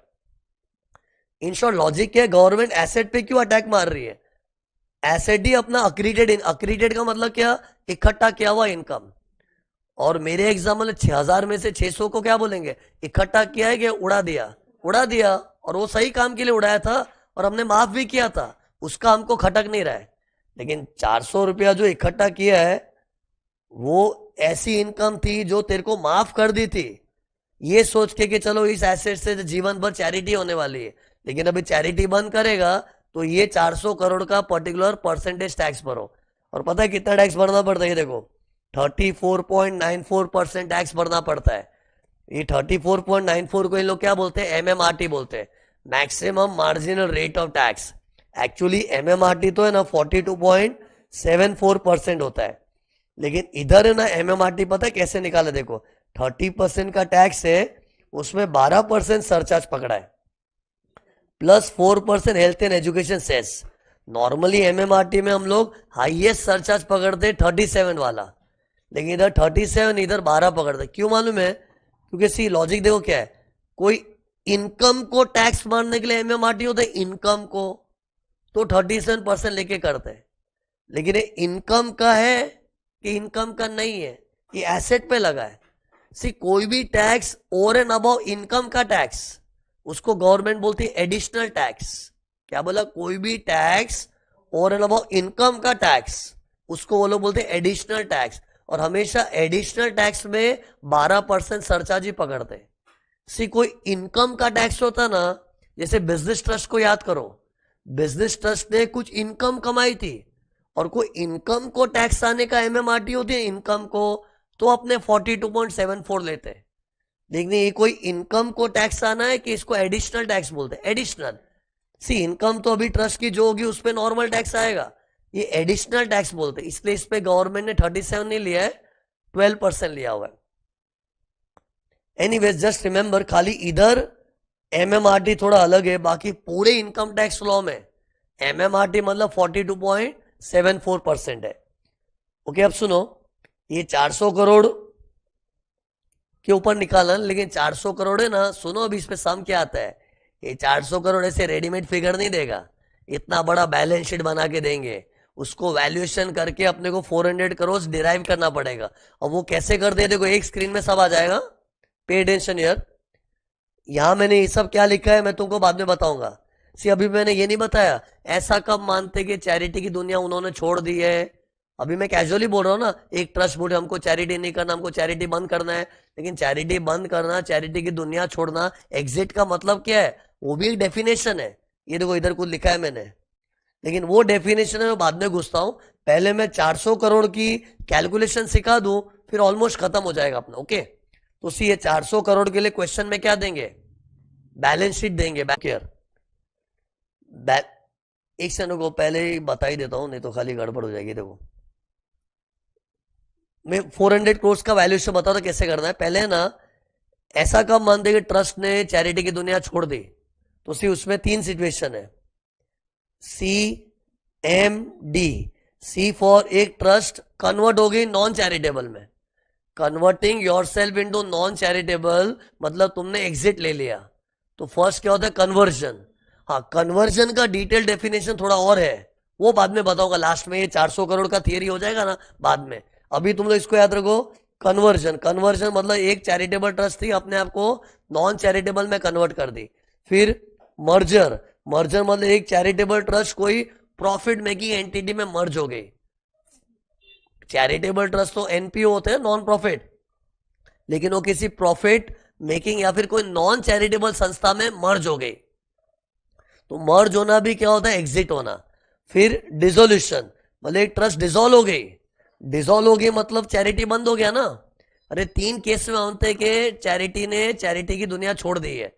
कौन सी, conversion into non charitable, merging with some non charitable, और डिसोल्यूशन। अब सी डिसोल्यूशन को देख के अपने को क्या सोचना चाहिए, यार एक ट्रस्ट डिसॉल्व हो गई तो भी उनको एग्जिट टैक्स देना पड़ रहा है। यार डिसोल्यूशन तो करना सबको राइट है। चलो आज कोई चैरिटेबल ट्रस्ट अच्छा खासा चैरिटी करते हुए नॉन चैरिटेबल में कन्वर्ट होती है तो बुरा भी लगता है, या फिर कोई नॉन चैरिटेबल में मर्ज करती है तो भी बुरा लगता है। लेकिन डिसॉल्व हो गए, डिसॉल्व करने वाला क्या सोच रहा, हमने बहुत जीवन भर समाज सेवा की, अभी हमको डिसॉल्व होना है। तो डिसॉल्व होना तो हक है ना यार, तो उसमें क्यों एग्जिट टैक्स लगता है? तो सी ऐसे लोग के लिए उन्होंने बोला है कि ठीक है तेरा डिसॉल्व होने में हमको प्रॉब्लम नहीं है, लेकिन डिसॉल्व होते टाइम है ना तेरे पास जितने भी एसेट्स है ना ये कोई दूसरी संस्था को दे दे, ऐसे ही फोकट में दे दे, तब बोलेंगे तेरा पूरा जीवन सफल हो गया है, फिर तेरे को एग्जिट टैक्स नहीं आएगा। मतलब जीते जी भी चैरिटी किया और डिसॉल्व होते टाइम भी जो कुछ भी तेरे पास पड़ा था करोड़ों का धन दौलत तूने कोई दूसरी संस्था को दे दिया, ये बोल के कि हमसे अब नहीं हो रहा है आप करो चैरिटी, हम बुढ़े हो गए। ऐसा डिसोल्यूशन हुआ तो एग्जिट टैक्स नहीं आता है। कैसा? जिसमें ट्रस्ट इज डिसॉल्विंग और उसके जो भी धन दौलत पड़े, धन दौलत मतलब एसेट्स, उन लोग ने किसी दूसरे ट्रस्ट को दे दिया, फ्री में दे दिया, बेचने का नहीं। बेचेगा तो नहीं, बेचेगा तो क्या होगा ना, बेचेगा तो क्या होगा, बेचेगा तो देखो 400 की चीज को 500 में अगर बेचा ना तो 100 का तो कैपिटल गेन आ जाएगा और 400 पे एग्जिट टैक्स आ जाएगा। बेचा तो क्या आएगा 400 पे एग्जिट टैक्स, और बेचा 500 में तो एक्स्ट्रा कितना मिला 100, उसका कैपिटल गेन टैक्स आएगा। ये अगर बेचा तो डिसोल्यूशन के टाइम। लेकिन अगर तुमको ये सब मगजमारी नहीं चाहिए तो मत बेचो ना, सारे धन दौलत दूसरी संस्था को दे दो तो तेरे को एग्जिट टैक्स वगैरह कुछ भी नहीं आएगा। ओके, बट वो कितने टाइम में देना उसका भी टाइम दिया, with in 12 months from the end of the month of dissolution. जिस महीने में हमें डिसॉल्व हुआ ना उस महीने का एंड कर दो। जैसे सितंबर 4 को डिसॉल्व हुआ तो सितंबर को एंड करो, उसके बाद 12 महीने की मोहलत मिल रही है। 12 महीने में ये तेरा सारा धन दौलत रफा दफा करके कोई दूसरी संस्था को दे दे तो तू छुट्टा हो गया, फ्री हो गया, मतलब तेरे को एग्जिट टैक्स कुछ भी नहीं आएगा। But you have to give it away to within, so give it away to another trust within 12 months from the end of the month of dissolution. But अभी मैं कैसा case बता रहा हूं, हमने गिव अवे नहीं किया, हमने डिसॉल्व किया और ढंग से डिसॉल्व नहीं किया, मीन्स जो गिव अवे करना नहीं किया है। तो एग्जिट टैक्स कब आता है? देखो CMD, C for converting into non charitable, M for merging with non charitable, D for dissolve करना और बेढंगा डिसोल्यूशन। बेढंगा मतलब डिसॉल्व किया, बेच बेचा के डिसॉल्व कर दिया, और बेच बेचा के किया तो बेचने का कैपिटल गेन तो आएगा ही, वो तो मैंने बताया 500 बेचा तो 100 का कैपिटल गेन और एग्जिट टैक्स भी आएगा। और ढंग से डिसॉल्व किया तो एग्जिट टैक्स नहीं आएगा, ढंग से मतलब with in 12 months give away, 12 months from the end of the month of dissolution. अब है ना ये 400 करोड़ की वैल्यूएशन अभी तुमको बता रहा हूं, ये देखो लुक हियर, क्वेश्चन में लो बैलेंस शीट देंगे एज ऑन CMD डेट। CMD क्या होता है? कन्वर्जन, मर्जर, डिसोल्यूशन, तीन सिचुएशन में एग्जिट टैक्स आता है ना, तो उसको मैं बोलता हूं CMD। तो CMD डेट का बैलेंस शीट दिया हुआ होगा। ओके, अब इन लोग ना एसेट साइड में बहुत कुछ देंगे, लेकिन पहले मैं क्या करता हूं लाइबिलिटी साइड बता देता हूं। एक बार ऐसे याद रखो, सब एसेट्स को जोड़ना है और लाइबिलिटीज में सब लाइबिलिटी माइनस करना है। किसको नहीं माइनस करना देख लो, खाली कॉर्पस को मत माइनस करना। ट्रस्ट की बैलेंस शीट में कैपिटल तो नहीं होगा ना, कॉर्पस होगा, तो कॉर्पस को छोड़ दे, रिजर्व्स एंड सरप्लस को छोड़ दे, क्योंकि these are not liabilities, these are like owners fund बोलते हैं, ओनर्स फंड। तो कॉर्पस को छोड़ दो, रिजर्व्स को छोड़ दो, फिर और क्या लिखा? प्रोविजन फॉर अनएसेडेंट लाइबिलिटी, मीन्स अगर कोई लाइबिलिटी एसेडेंट नहीं है, जिसका अपने को पता वता नहीं है कितना लाइबिलिटी इंकर होना है, तो उसको तो हम लोग रिजर्व की जैसे गिनना चाहिए। अनएसेडेंट मतलब हमने अपने मन से कुछ भी प्रोविजन बनाया, और provision profit and loss account से ही बनता है ना, तो it's kind of a reserves. और रिजर्व्स को हम लोग कैसे इधर काट दिया मैंने, रिजर्व्स को लाइबिलिटी थोड़ी मानते, तो ये भी काइंड ऑफ रिजर्व है। क्या? Provision for unascertained. फिर provision for tax, tax provision is a liability, लेकिन टैक्स का प्रोविजन किया 100 का, लेकिन टैक्स भरना आ रहा है 90 का, तो extra provision is kind of a reserves. See कभी भी एक्सेसिव प्रोविजन करते ना उसको रिजर्व्स एंड सरप्लस से गिनने का, और रिजर्व्स एंड सरप्लस बच्चे बच्चे को पता है it is not in the nature of a liability. तो सी इधर 3 रिजर्व आइटम है, एक तो रिजर्व्स की तरह ही दिख रहा है, और एक प्रोविजन फॉर अनएसेडेंट लायबिलिटी, उसको भी रिजर्व से गिनो, और फिर प्रोविजन फॉर टैक्स का एक्सेसिव प्रोविजन भी रिजर्व से। तो रिजर्व्स और कैपिटल को छोड़ दे, बाकी सब लायबिलिटी को घटा दो। लेकिन घटाने के पहले सारे एसेट्स को जोड़ना पड़ेगा। अब देखो जोड़ते टाइम क्या करना है, इधर कीवर्ड दिख रहा है मेरा, सुबायो, सुबायो, कैसे बोलेगा, सुबायो। सुबायो में एस देखो क्या है, शेयर्स एंड सिक्योरिटी। मतलब इमेजिन ट्रस्ट की बैलेंस शीट में शेयर्स एंड सिक्योरिटी हुआ ना, तो उसका एवरेज और स्टॉक एक्सचेंज प्राइस लेंगे। मतलब जो भी शेयर्स है उसका शेयर मार्केट में क्या भाव चल रहा है, किस दिन का, CMD डेट का। मतलब जिस दिन ट्रस्ट कन्वर्ट हुई है नॉन चैरिटेबल में, मर्ज हुई है या डिसोल्यूशन हो, उस दिन शेयर मार्केट में शेयर्स का क्या भाव था। और उस दिन तो बहुत फ्लक्चुएट हुआ होगा ना प्राइस, तो उस दिन का हाईएस्ट, उस दिन का लोएस्ट, उसका एवरेज, किस दिन का, CMD डेट का प्राइस लेना है। और एक दिन में भी स्टॉक मार्केट में बहुत प्राइस होते हैं, लेकिन हाईएस्ट और लोएस्ट का एवरेज। तो ये शेयर्स एंड सिक्योरिटी है। फिर ये क्या लिखा है, अनकोटेड इक्विटी शेयर्स। अनकोटेड मतलब अनलिस्टेड, और अनलिस्टेड शेयर्स का तो शेयर मार्केट में भाव आता ही नहीं है, तो उसका वैल्यूएशन कैसे करेंगे ना। ये देखो, जिस कंपनी के अनकोटेड शेयर्स है ना ट्रस्ट के पास, वो कंपनी की बैलेंस शीट उठाओ। जैसे मान लो हम लोग तो ट्रस्ट है ना, और ये जो अनकोटेड इक्विटी शेयर्स है ना, कोई ABC प्राइवेट लिमिटेड का है। प्राइवेट लिमिटेड क्यों निकला मालूम है, कि यूजुअली क्या, प्राइवेट लिमिटेड के शेयर अनलिस्टेड ही होते हैं। कोई भी प्राइवेट कंपनी होती है, नॉलेज रखो, ये प्राइवेट कंपनी का शेयर आर ऑलवेज अनलिस्टेड। तो अगर इधर बैलेंस शीट में ऐसा दिया ना, शेयर्स ऑफ प्राइवेट कंपनी, तो समझो अनलिस्टेड ही है, फिर अनलिस्टेड बोलेंगे भी नहीं, समझ जाने का। तो क्या करना चाहिए, जिस प्राइवेट कंपनी का शेयर अपने पास है ना, वो प्राइवेट कंपनी का बैलेंस शीट लो। ये देखो उसकी बैलेंस शीट मैंने बना के रखी है, देखो एक सेकंड, किसकी बैलेंस शीट है, उस प्राइवेट कंपनी की जिसके शेयर्स ट्रस्ट के पास है। तो ये देखो लिखा ना प्राइवेट कंपनी दिख रहा है।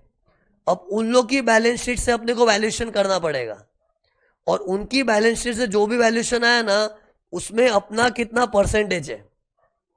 अरे ट्रस्ट भी उस प्राइवेट कंपनी की पूरी मालिक थोड़ी है, कुछ परसेंटेज होगा। अरे जिस भी प्राइवेट कंपनी की बात कर रहा हूं, उसमें अपनी चैरिटेबल ट्रस्ट का 20% स्टेक होगा, तो इसका जो भी वैल्यूएशन है उसका 20% इधर काउंट होगा। ये लिखा ना valuation, valuation will be 20% of उस प्राइवेट कंपनी का वैल्यू। ये देखो ये लिखा हुआ है 20%, ऐसे ही कैजुअली बोल रहा हूं, बाय हार्ट मत कर लो 20%। वो तो देखना पड़ेगा ट्रस्ट का उस प्राइवेट कंपनी में कितना स्टेक है, 10%, 15%। तो जो भी वैल्यूएशन है उसमें परसेंटेज अप्लाई करो। लेकिन वो प्राइवेट कंपनी का वैल्यूएशन कैसे करेंगे, तो ये देखो उधर भी सेम है, उधर सू बायो के बदले सू जियो है, सू जियो दिख रहा है, सू जियो। ये सू जियो क्या है, these are assets in the balance sheet of that private company जिसके ट्रस्ट के पास शेयर्स पड़े हैं। तो उसकी बैलेंस शीट में जो शेयर्स होगा उसका average of stock exchange price, फिर उस कंपनी की बैलेंस शीट में जो अनलिस्टेड शेयर्स होंगे उसका भी सेम। मतलब वो प्राइवेट कंपनी ने किसी और प्राइवेट कंपनी में पैसा डाला है, वो वाली प्राइवेट कंपनी का वैल्यूएशन करके, लेकिन उतना लंबा सम नहीं बनाएंगे। एक बार मान के चलो ये वाली चीज सम में दी होगी, क्या, अनकोटेड शेयर्स का वैल्यूएशन दिया होगा। ये कौन सा अनकोटेड है अभी, वो प्राइवेट कंपनी की बैलेंस शीट में जो है। फिर ज्वेलरी होगी, ये किसकी बैलेंस शीट में, ज्वेलरी ट्रस्ट की बैलेंस शीट में नहीं है, वो प्राइवेट कंपनी जिसके शेयर्स ट्रस्ट के पास है, तो उस ज्वेलरी का FMV लेंगे। फिर उधर I फॉर इमूवेबल प्रॉपर्टी होगा, किसके पास इमूवेबल, ट्रस्ट के पास नहीं, वो प्राइवेट कंपनी जिसके शेयर्स हम होल्ड कर रहे हैं। तो प्राइवेट कंपनी की बैलेंस शीट में जो इमूवेबल प्रॉपर्टी है ना, उसका FMV और स्टैम्प ड्यूटी वैल्यू विचर इज हायर। ये इंपॉर्टेंट है, फेयर मार्केट वैल्यू और स्टैम्प ड्यूटी वैल्यू, इन दोनों में से विचर इज हायर। ओके, और इन लोग दोनों फिगर दे देंगे, बट अपने लेंगे किसको, दोनों में से विचर इज हायर को पकड़ेंगे। ये आई क्या था इधर, आई फॉर इमूवेबल। फिर ऑल अदर एसेट्स का बुक वैल्यू, जैसे वो प्राइवेट कंपनी के बैलेंस में डेटर्स होंगे, prepaid expense, cash balance, bank balance, सब बुक वैल्यू पे आ जाएगा। फिर माइनस ऑल अदर लाइबिलिटीज, और इधर भी अदर लाइबिलिटीज मतलब क्या, इधर देखो मैंने कैपिटल लिखा, कॉर्पस नहीं लिखा है। अरे ये बैलेंस शीट थोड़ी कोई ट्रस्ट की है यार, ये तो कोई प्राइवेट कंपनी की है, तो उसका कैपिटल छोड़ दे, रिजर्व छोड़ दे, प्रोविजन फॉर अनएसेटेड लायबिलिटी छोड़ दे, और एक्सेस प्रोविजन फॉर टैक्स को छोड़ दे। तो ये सब छोड़ दे, बाकी सब दूसरी लायबिलिटीज को घटा दो। और ऐसे करके तो पूरी कंपनी का वैल्यूएशन आया, लेकिन उस पूरी कंपनी में हमारी ट्रस्ट का कितना स्टेक है वो निकालो, 10%, 15%। फिर ये देखो ऐसा करके आएगा, जो भी वैल्यूएशन है इनटू आवर परसेंटेज, वो अमाउंट इधर आ जाएगा। ओके, फिर वापस आ जाओ। अभी मैं ट्रस्ट की बैलेंस शीट में आ गया। ट्रस्ट की बैलेंस शीट का एस हो गया, यू भी हो गया। फिर B for business undertaking of the trust. अरे ट्रस्ट का अगर बिजनेस होता है तो मालूम है ट्रस्ट बिजनेस कर सकती है कि नहीं? कर सकती है, but business should be incidental, separate books maintain करना चाहिए। तो सोच, बिजनेस का अगर सेपरेट बुक्स बना है तो सेपरेट बुक्स, सेपरेट बुक्स मतलब सेपरेट बैलेंस शीट, तो वो सेपरेट बैलेंस शीट सब में देंगे। किसकी सेपरेट बैलेंस शीट? ट्रस्ट की ही है, लेकिन ट्रस्ट अगर धंधा करती है तो उसका सेपरेट बुक्स बनाते हैं, तो उसका सेपरेट बैलेंस शीट होता है। तो वो सेपरेट बैलेंस शीट देखो इधर दी है, ये देख देख देख देख जल्दी देख। ये किसकी बैलेंस शीट है? ये किसी और लोग की बैलेंस शीट है, हमारी है, हमारी ही है। हम ट्रस्ट है, लेकिन हमारे बिजनेस का सेपरेट बुक्स होता तो बैलेंस शीट भी सेपरेट है। अब उसका वैल्यूएशन करना है, और ये तो आखा मेरा ही है पूरा। अरे वो प्राइवेट कंपनी तो पूरी मेरी थोड़ी थी, मेरा स्टेक था, लेकिन ये तो बिजनेस ट्रस्ट का ही है। तो इससे जो वैल्यूएशन है ना, पूरा का पूरा इधर डालेंगे। और इधर वैल्यूएशन का फिलॉसफी सेम है, सेम प्रिंसिपल। इधर मैंने कैसे किया था देख, सू जियो माइनस लाइबिलिटीज कर दिया था। सेम टेक्निक इधर भी है, सू जियो माइनस अदर लाइबिलिटीज। एक्चुअली नीचे वाले बैलेंस शीट में घुस मत जा भाई, मैंने ऊपर का बैलेंस शीट कॉपी करके नीचे पेस्ट कर दिया है। देख पूरा ड्राइंग का लिखने का स्टाइल पूरा डिट्टो सेम दिखेगा, कॉपी मारा ऊपर से, कॉपी पेस्ट है। इन शॉर्ट ये देखो, ये दोनों डब्बे दिख रहे, ये वैल्यूएशन किधर से आता है? सू जियो से।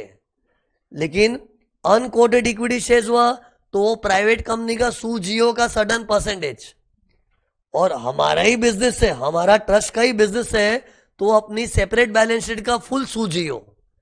तो इधर यू में फुल सू जियो के प्रपोस्टेड सू जियो, प्रपोस्टेड, और बी के अंदर फुल सू जियो। सू जियो अपना एक कीवर्ड है ये बैलेंस शीट का। ओके, और हमारी बैलेंस शीट जो मेन बैलेंस शीट है ट्रस्ट की, उसको सू जियो बोलते हैं कि सू बायो, सू बायो। सू बायो में एस यू बी हो गया। आई फॉर इमूवेबल प्रॉपर्टी, इधर सेम एफएमवी और स्टैम्प ड्यूटी वैल्यू विचर इज हायर। अब ये कौन सा इमूवेबल प्रॉपर्टी है? ट्रस्ट की बैलेंस शीट में इमूवेबल प्रॉपर्टी, जैसे ट्रस्ट के पास हॉस्पिटल है, ट्रस्ट का स्कूल है, रिलीजियस ट्रस्ट है तो उसका मंदिर है, इमूवेबल प्रॉपर्टी है, तो उसका FMV SD whichever is higher. फिर all other assets at FMV note किया जाए। अपने जो साइड में बैलेंस शीट बनी हुई है ना, साइड में, अरे साइड वाली, उधर अदर एसेट्स को बुक वैल्यू पे लिया है, कि वो तो प्राइवेट कंपनी, अदर एसेट्स क्या होंगे? डेटर्स वेटर्स जैसे कुछ होंगे ना, वो तो प्रॉपर कंपनी है तो बुक वैल्यू लेंगे। लेकिन ये तो ट्रस्ट का बैलेंस शीट है, और ट्रस्ट के बाद डेटर्स वेटर्स बिल्स रिसीवेबल थोड़ी होता है, भगवान के ऑर्नामेंट्स होंगे, कुछ भी हो सकता है, वो सब एफएमवी पे आएगा इधर। कोई बोले नहीं सर इधर भी डेटर्स हुआ तो, अब डेटर्स में एफएमवी क्या होता है? बुक वैल्यू एफएमवी हो जाएगा ना यार। बट नोट किया जाए इधर अपने को अदर एसेट्स में एफएमवी लेना है, और साइड वाली बैलेंस शीट में अदर एसेट्स का बुक वैल्यू है। ओके, तो बस इसका टेक्निक है, सुनो। लुक इधर देखो, एक शॉर्ट में देखो, ट्रस्ट की बैलेंस शीट दी होगी, main balance sheet as on CMD date. Balance sheet में सू बायो को जोड़ो, सू बायो माइनस लाइबिलिटीज, और सू बायो के अंदर यू और बी विल कम फ्रॉम सू जियो।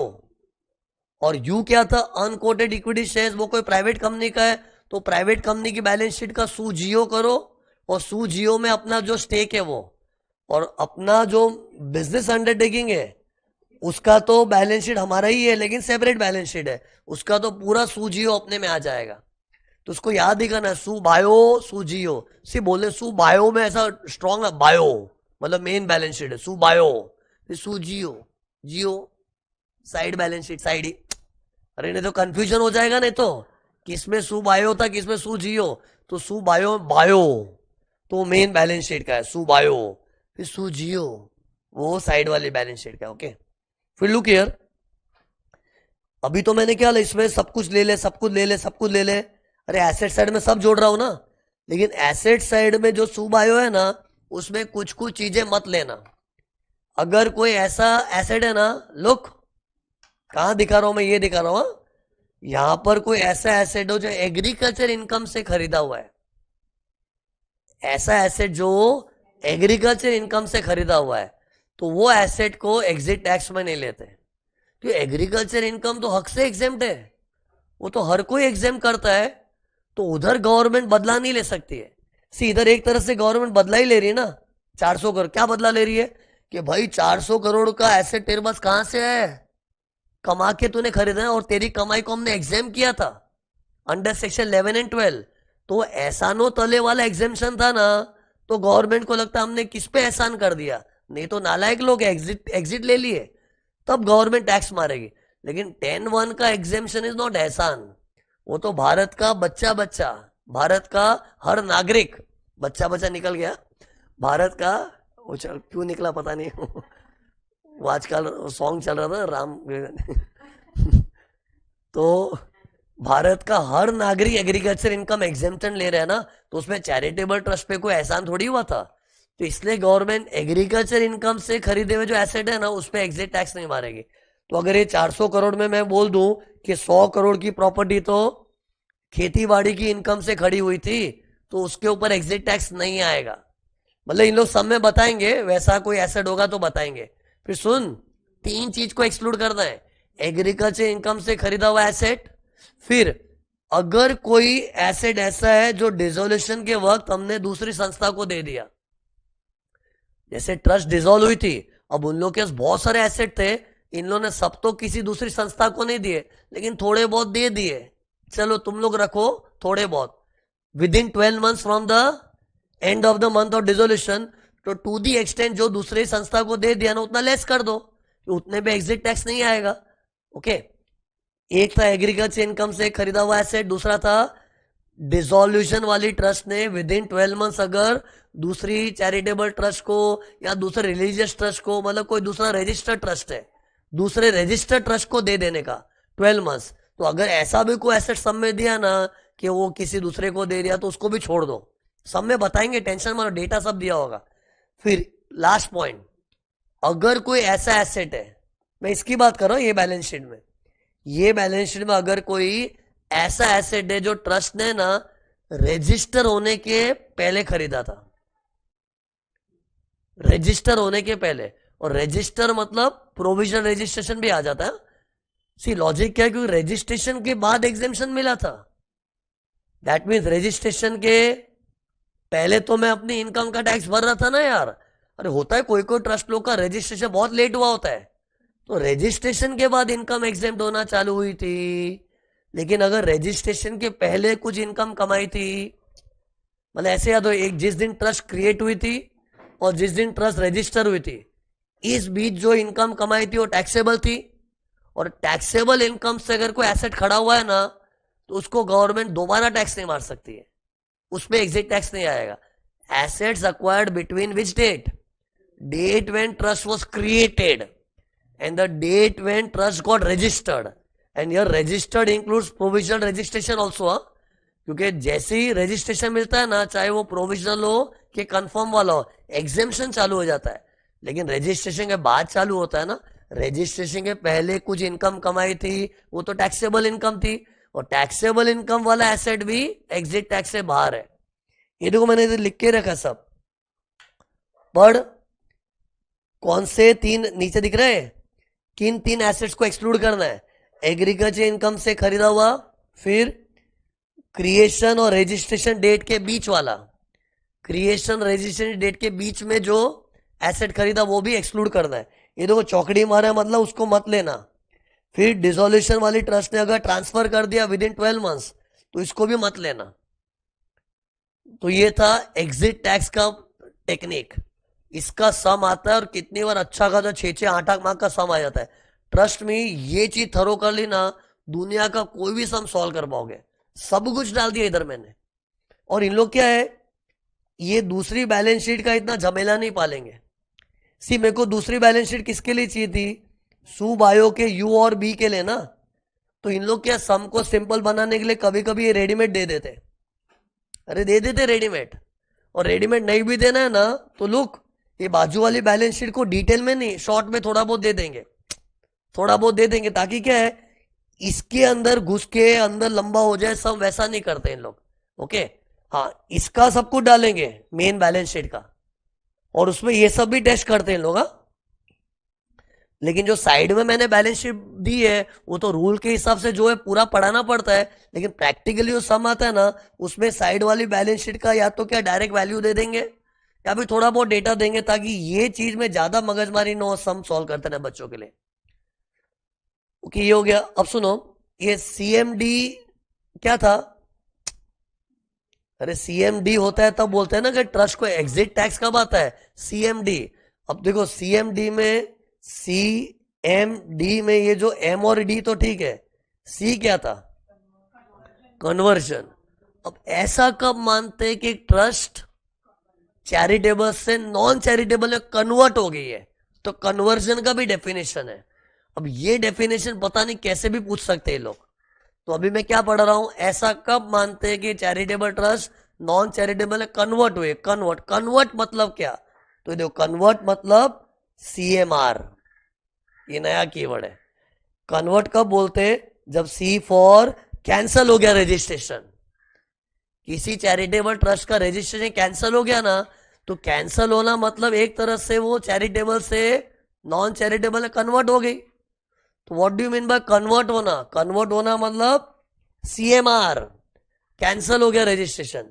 फिर सीएमआर का एम दिख रहा है, किसी ट्रस्ट ने अपने ऑब्जेक्ट्स को मॉडिफाई कर लिया और पूछा भी नहीं। अपने ऑब्जेक्ट्स को, जैसे एजुकेशन वाली ट्रस्ट थी, अचानक इन लोग ने योगा वोगा चालू कर दिया। अच्छा किया है, लेकिन पूछ के करना। तेरा एजुकेशन देख के रजिस्ट्रेशन दिया था, अब तू अचानक योगा वोगा कर रहा है, तो तेरे को पूछने का, पूछे बिगर मॉडिफाई किया तो you are no more charitable, convert हो गया। या फिर पूछा था लेकिन रिजेक्ट कर दिया, उसके बावजूद भी जिद्दी योगा ही करूंगा। अरे मतलब कोई कोई लोग तो पूछते ही नहीं है, क्या है पूछने का, क्या अच्छा ही काम कर रहे हैं ना। तो नहीं पूछा तो भी गया, या फिर पूछा देखो रिजेक्ट कर दिया फिर भी तू कर रहा है। तो ये सब केस में क्या होता है, गवर्नमेंट की नजरों में you are no more a charitable, you are got converted into non charitable. अरे तो होता क्या, ऐसे में तो एग्जिट टैक्स आता है।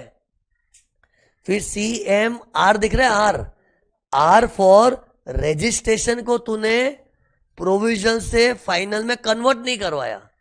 पता है जो लोग प्रोविजन रजिस्ट्रेशन लेते हैं उनको एक टाइम दिया है कि प्रोविजन रजिस्ट्रेशन का जो 3 साल एक्सपायर होता है ना, उससे 6 months एटलीस्ट इन एडवांस और within 6 months from the date of commencement of activity which is earlier. बोला था उतने टाइम में प्रोविजनल को फाइनल रजिस्ट्रेशन कन्वर्ट करो, करवाओ। लेकिन कोई कोई लोग नहीं करवाते, तो you are no more charitable, conversion हो गया तेरा। फिर फाइनल रजिस्ट्रेशन में मिलता है ना 5 साल का, उसको 5 साल के 6 months एडवांस में रिन्यू करना पड़ता है। रिन्यू नहीं किया तो भी you are no more charitable. अरे सीएमआर क्या है, ये ऐसी सिचुएशन है जिसमें कानून की नजरों में you are no more charitable. In simple language you are converted from charitable to non charitable. In other words उस पर एग्जिट टैक्स आएगा। तो बच्चों को ऐसे ही याद रखना है, सीएमडी उसमें सीएमआर, सीएमडी उसमें सीएमआर, सीएमडी और सी के अंदर सीएमआर, मिक्स मत करना। मेन सीएमडी है, मेन सीएमडी का क्या था, कन्वर्जन, मर्जर, डिसोल्यूशन। और कन्वर्जन का सीएमआर क्या था, कैंसलेशन, मॉडिफिकेशन और रजिस्ट्रेशन मस्ती। रजिस्ट्रेशन मस्ती मतलब रजिस्ट्रेशन को या तो प्रोविजनल को फाइनल में नहीं कन्वर्ट करवाया या फिर रिन्यू नहीं करा 5 years में जो करना पड़ता है वो। ओके, ये देखो इधर सब लिखा हुआ है, सेम ही कुछ नया निकाल लिखा हुआ दिखा रहा हूं। सीएमडी में जो सी है ना, कैंसलेशन आ गया। कैंसलेशन कब होता है, जीसी और बल में। जीसी और बल में कैंसलेशन होता है ना। तो वो अपना सीएमआर का सी है। एम क्या था, मॉडिफाई किया लेकिन अप्लाई नहीं किया, उसके लिए देखा अप्लाई नहीं किया, या फिर अप्लाई भी किया तो रिजेक्ट हो गया। बोला तो पूछे बिगर मॉडिफाई कर दिया, या फिर पूछा तो भी रिजेक्ट कर दिया, फिर भी तो मॉडिफाइड चीजें कर रहे हैं। फिर रजिस्ट्रेशन में प्रोविजनल को प्रोविजन को रेगुलर में कन्वर्ट नहीं किया या फिर रिन्यू नहीं किया। ये सब मेरा क्या था, CMR। तुम लोग ऐसा लिख ही देना चाहिए, मैंने इधर लिखा हुआ नहीं है, लेकिन मैं चाहता हूं बच्चे बच्चे की बुक में ऐसा लिखा हुआ रहना चाहिए, CMD और C के अंदर CMR। ओके, अब है ना इसमें एक और चीज है कि एग्जिट टैक्स भरना कब पड़ता है, उसका भी टाइम है। 14 दिन में भरना पड़ता है। लोग 14 दिन में भरना पड़ता है, लेकिन 14 दिन कहां से गिनते हैं, वो एक कॉम्प्लिकेटेड थियरी है, उसमें अपना टाइम चला जाएगा, इसलिए मैं नहीं करवा रहा हूं। Not so important. Look here, इधर मैं लिख के रखा है एग्जिट टैक्स कितने टाइम में भरते हैं, 14 डेज में। But 14 days from when, 14 days from when, वो गिनने की थियरी इतनी लंबी है ना, मतलब उतना बात करना पड़ेगा, but it's not that worth it. I am not से नहीं आएगा, आने में आ भी सकता है, लेकिन क्या अपने लिमिटेड चीज करनी, तो इसको मैं स्किप कर रहा हूं। खाली इतना याद रखो ना, डिसोल्यूशन वालों का 14 डेज कैसे गिनते हैं, एक्सपायरी ऑफ 12 मंथ्स, क्योंकि डिसोल्यूशन वाली ट्रस्ट के लिए 12 महीना वेट करते। शायद वो डिसॉल्व की हुई ट्रस्ट ने अपना सारा धन दौलत दूसरे ट्रस्ट को दे दिया, तो और उसके लिए 12 महीना इंतजार करना पड़ता है, और पूरा 12 महीना वेट करने के बाद उनको बोलते हैं अब तेरा एग्जिट टैक्स निकाल के 14 दिन में भर दे। 14 दिन फ्रॉम द एक्सपायरी ऑफ 12 महीना, और 12 महीना कैसे गिना था, from the end of the month of dissolution. और मर्जर हुआ होगा ना, तो जिस दिन मर्जर हुआ वहां से 14 डेज। एक्चुअली मगजमारी इधर है, वो CMD का जो C है ना, उसमें CMR, उसका 14 डेज कैसे गिनना है, उसमें बहुत कुछ वेरिएशंस है, not so important, so I am not touching it. Okay, तो एग्जिट टैक्स खत्म हो गया। फिर देख, जल्दी देख, नेक्स्ट चीज देखना पड़ा बड़ा, एक सेक्शन 1023C है, वो चैरिटेबल ट्रस्ट के टॉपिक में ही आता है। अब है ना, सेक्शन 1023C में क्या बोला है कि जो ही लिखा ना, ही मतलब हॉस्पिटल और एजुकेशन, हॉस्पिटल और एजुकेशन इंस्टीट्यूशन, इन लोगों को स्पेशल बेनिफिट मिला है। मतलब उन लोग तो है ना, हॉस्पिटल एजुकेशन को वो रजिस्ट्रेशन कराए बगैर फ्री में एग्जामेशन मिलता है। मतलब कुछ मगजमारी मत, तू हॉस्पिटल है, उससे बड़ी चीज क्या है दुनिया में, या फिर तू एजुकेशन इंस्टीट्यूशन है, तो हॉस्पिटल और एजुकेशन इंस्टीट्यूशन को इजीली एग्जामेशन मिल जाता है। अरे कौन सा, जिस तरह का एग्जामेशन हम लोग पढ़े थे ना, 15% एग्जाम, बैलेंस में जो अप्लाइड होता है एग्जाम वो करते हैं ना, इन लोग का तो अप्लाइड का मगजमारी भी नहीं, टोटल एग्जाम। बाकी लोग का कैसा होता है, 15% तो माफ कर देंगे, बाकी का अप्लाई कर, लेकिन इधर ऐसा भी नहीं है, फुल्ली एग्जाम। जस्ट बिकॉज तू हॉस्पिटल है या फिर एजुकेशन इंस्टीट्यूशन है, लेकिन शर्तें लागू। वो हॉस्पिटल सोली हॉस्पिटल गिरी करना चाहिए, या एजुकेशन वाला काम ही करना सोली। ओके, हाँ, हॉस्पिटल एजुकेशन मिक्स चलेगा, लेकिन हॉस्पिटल एजुकेशन के अलावा कोई तीसरा काम करा ना, तो तेरे को 1023C नहीं मिलेगा। अरे 1023C की अच्छी बात क्या है, इनकम टोटली एग्जाम, इधर कोई इफ्स एंड बट्स कंडीशन वंडीशन नहीं। इधर ये पढ़ ले पहले, नीचे क्या लिखा है, fully exempt without any condition. But शर्त क्या है, सोली तेरा हॉस्पिटल एजुकेशन का काम होना चाहिए, और तू NPO होना चाहिए, non profit organisation, not for profit organisation होना चाहिए, and you should be fully financed और substantially financed by government. C ऐसा सोचो, पहले तो हॉस्पिटल एजुकेशन कितने नेक लोग हो गए, हॉस्पिटल है लोगों की बीमारियां दूर करते, एजुकेशन पढ़ाई लिखाई, एंड फिर उसमें भी गवर्नमेंट ने फाइनेंस किया ना, मतलब सच में वो ऑथेंटिक हॉस्पिटल एजुकेशन होगी। मतलब कपटी लोग नहीं होंगे, क्योंकि गवर्नमेंट फाइनेंस्ड है, और गवर्नमेंट फाइनेंस की मतलब या तो फुल्ली फाइनेंस की है या फिर सब्सटेंशियली फाइनेंस कब बोलते हैं उनमें, जब उस हॉस्पिटल या एजुकेशन इंस्टीट्यूशन के पास जितने भी रुपए मिलते हैं ना पूरे साल में, 50% से ज्यादा गवर्नमेंट देती है। जैसा एक हॉस्पिटल के पास 100 रुपया पूरे साल में आया है, तो 100 में से 50 से ज्यादा तो गवर्नमेंट देती रहती है। अरे गवर्नमेंट देती रहती, चला हॉस्पिटल चलाओ, रखो नया ऑपरेशन थिएटर बनाए, रखो पैसा, नई स्कूल बनाए, रखो पैसा। अरे गवर्नमेंट फंडिंग करती रहती है। अरे होली में तो पूरा ही फंड करती है, सब्सटेंशियली में पूरा के मोर than 50%, more than 50% of the total receipts of such hospital education institution is financed by government grant, more than 50%, याद रखना। तो अगर कोई क्वेश्चन में दिया ना, एक हॉस्पिटल है, इसका जितना भी रिसीट्स हो मोर देन 50% गवर्नमेंट ग्रांट से आता है, तो समझ जाना सब्सटेंशियली फाइनेंस्ड हो गया। अरे तो ये 3 कंडीशन है, सोली हॉस्पिटल एजुकेशन, एनपीओ होना चाहिए और फाइनेंस बाय गवर्नमेंट होना चाहिए। पर सी इधर एक फ्लेक्सिबिलिटी है, अगर तू फाइनेंस बाय गवर्नमेंट नहीं है ना तो भी चला लेंगे, लेकिन तेरा टोटल रिसीट्स 5 करोड़ से ज्यादा नहीं होना चाहिए।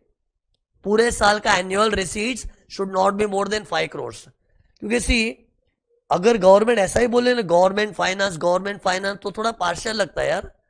अरे जस्ट बिकॉज कोई गवर्नमेंट फाइनेंस नहीं है उसको अच्छा ट्रीटमेंट क्यों ना मिले? अगर कोई हॉस्पिटल है, एजुकेशन इंस्टीट्यूट अच्छे ही लोगे यार। अब गवर्नमेंट फाइनेंस नहीं है, एग्जेम्पशन नहीं दोगे?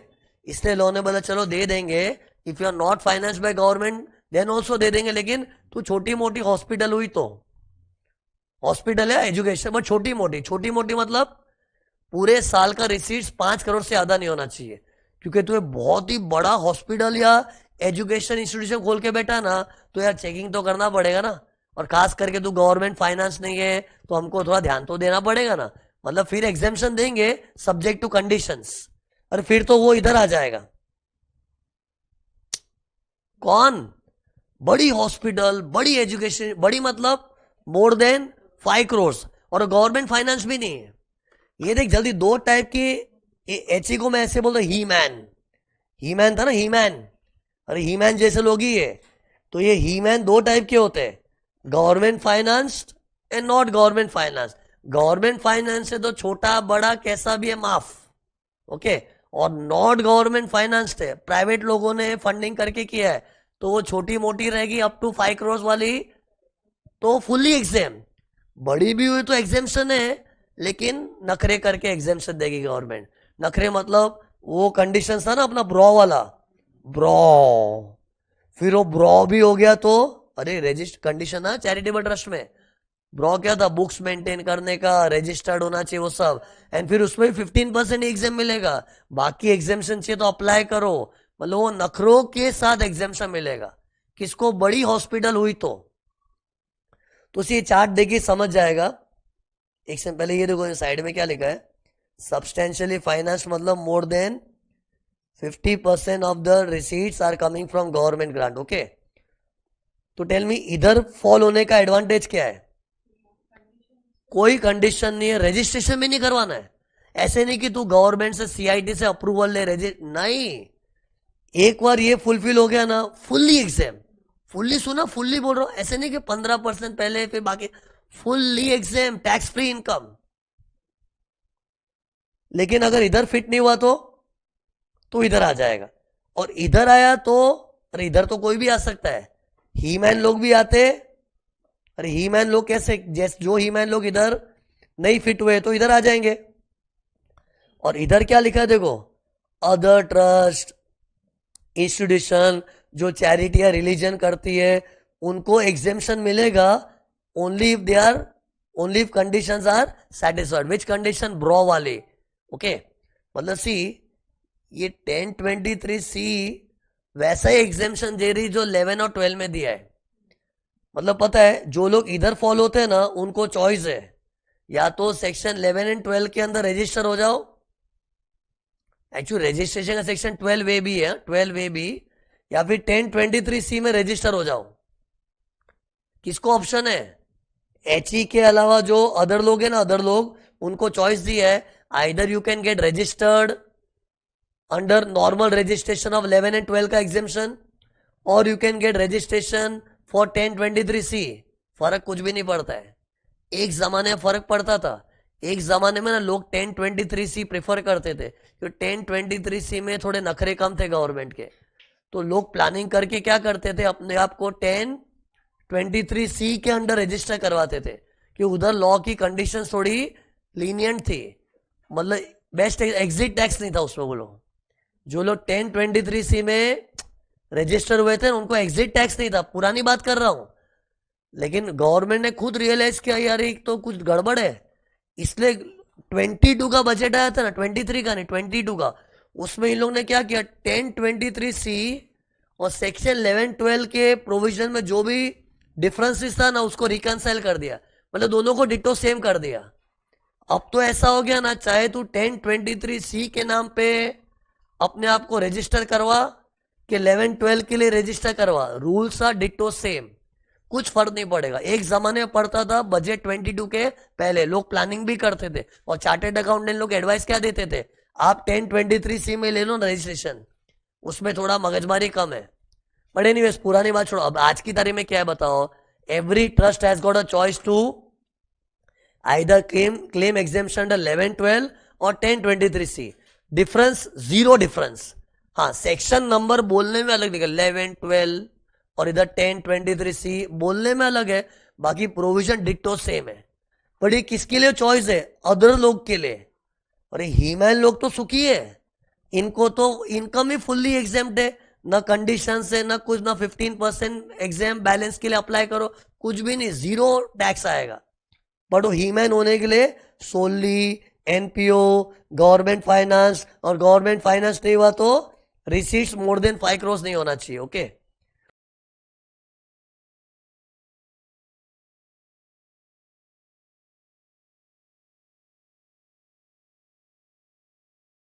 तो ये अपना चैरिटेबल ट्रस्ट का टॉपिक समाप्त हो गया। ओके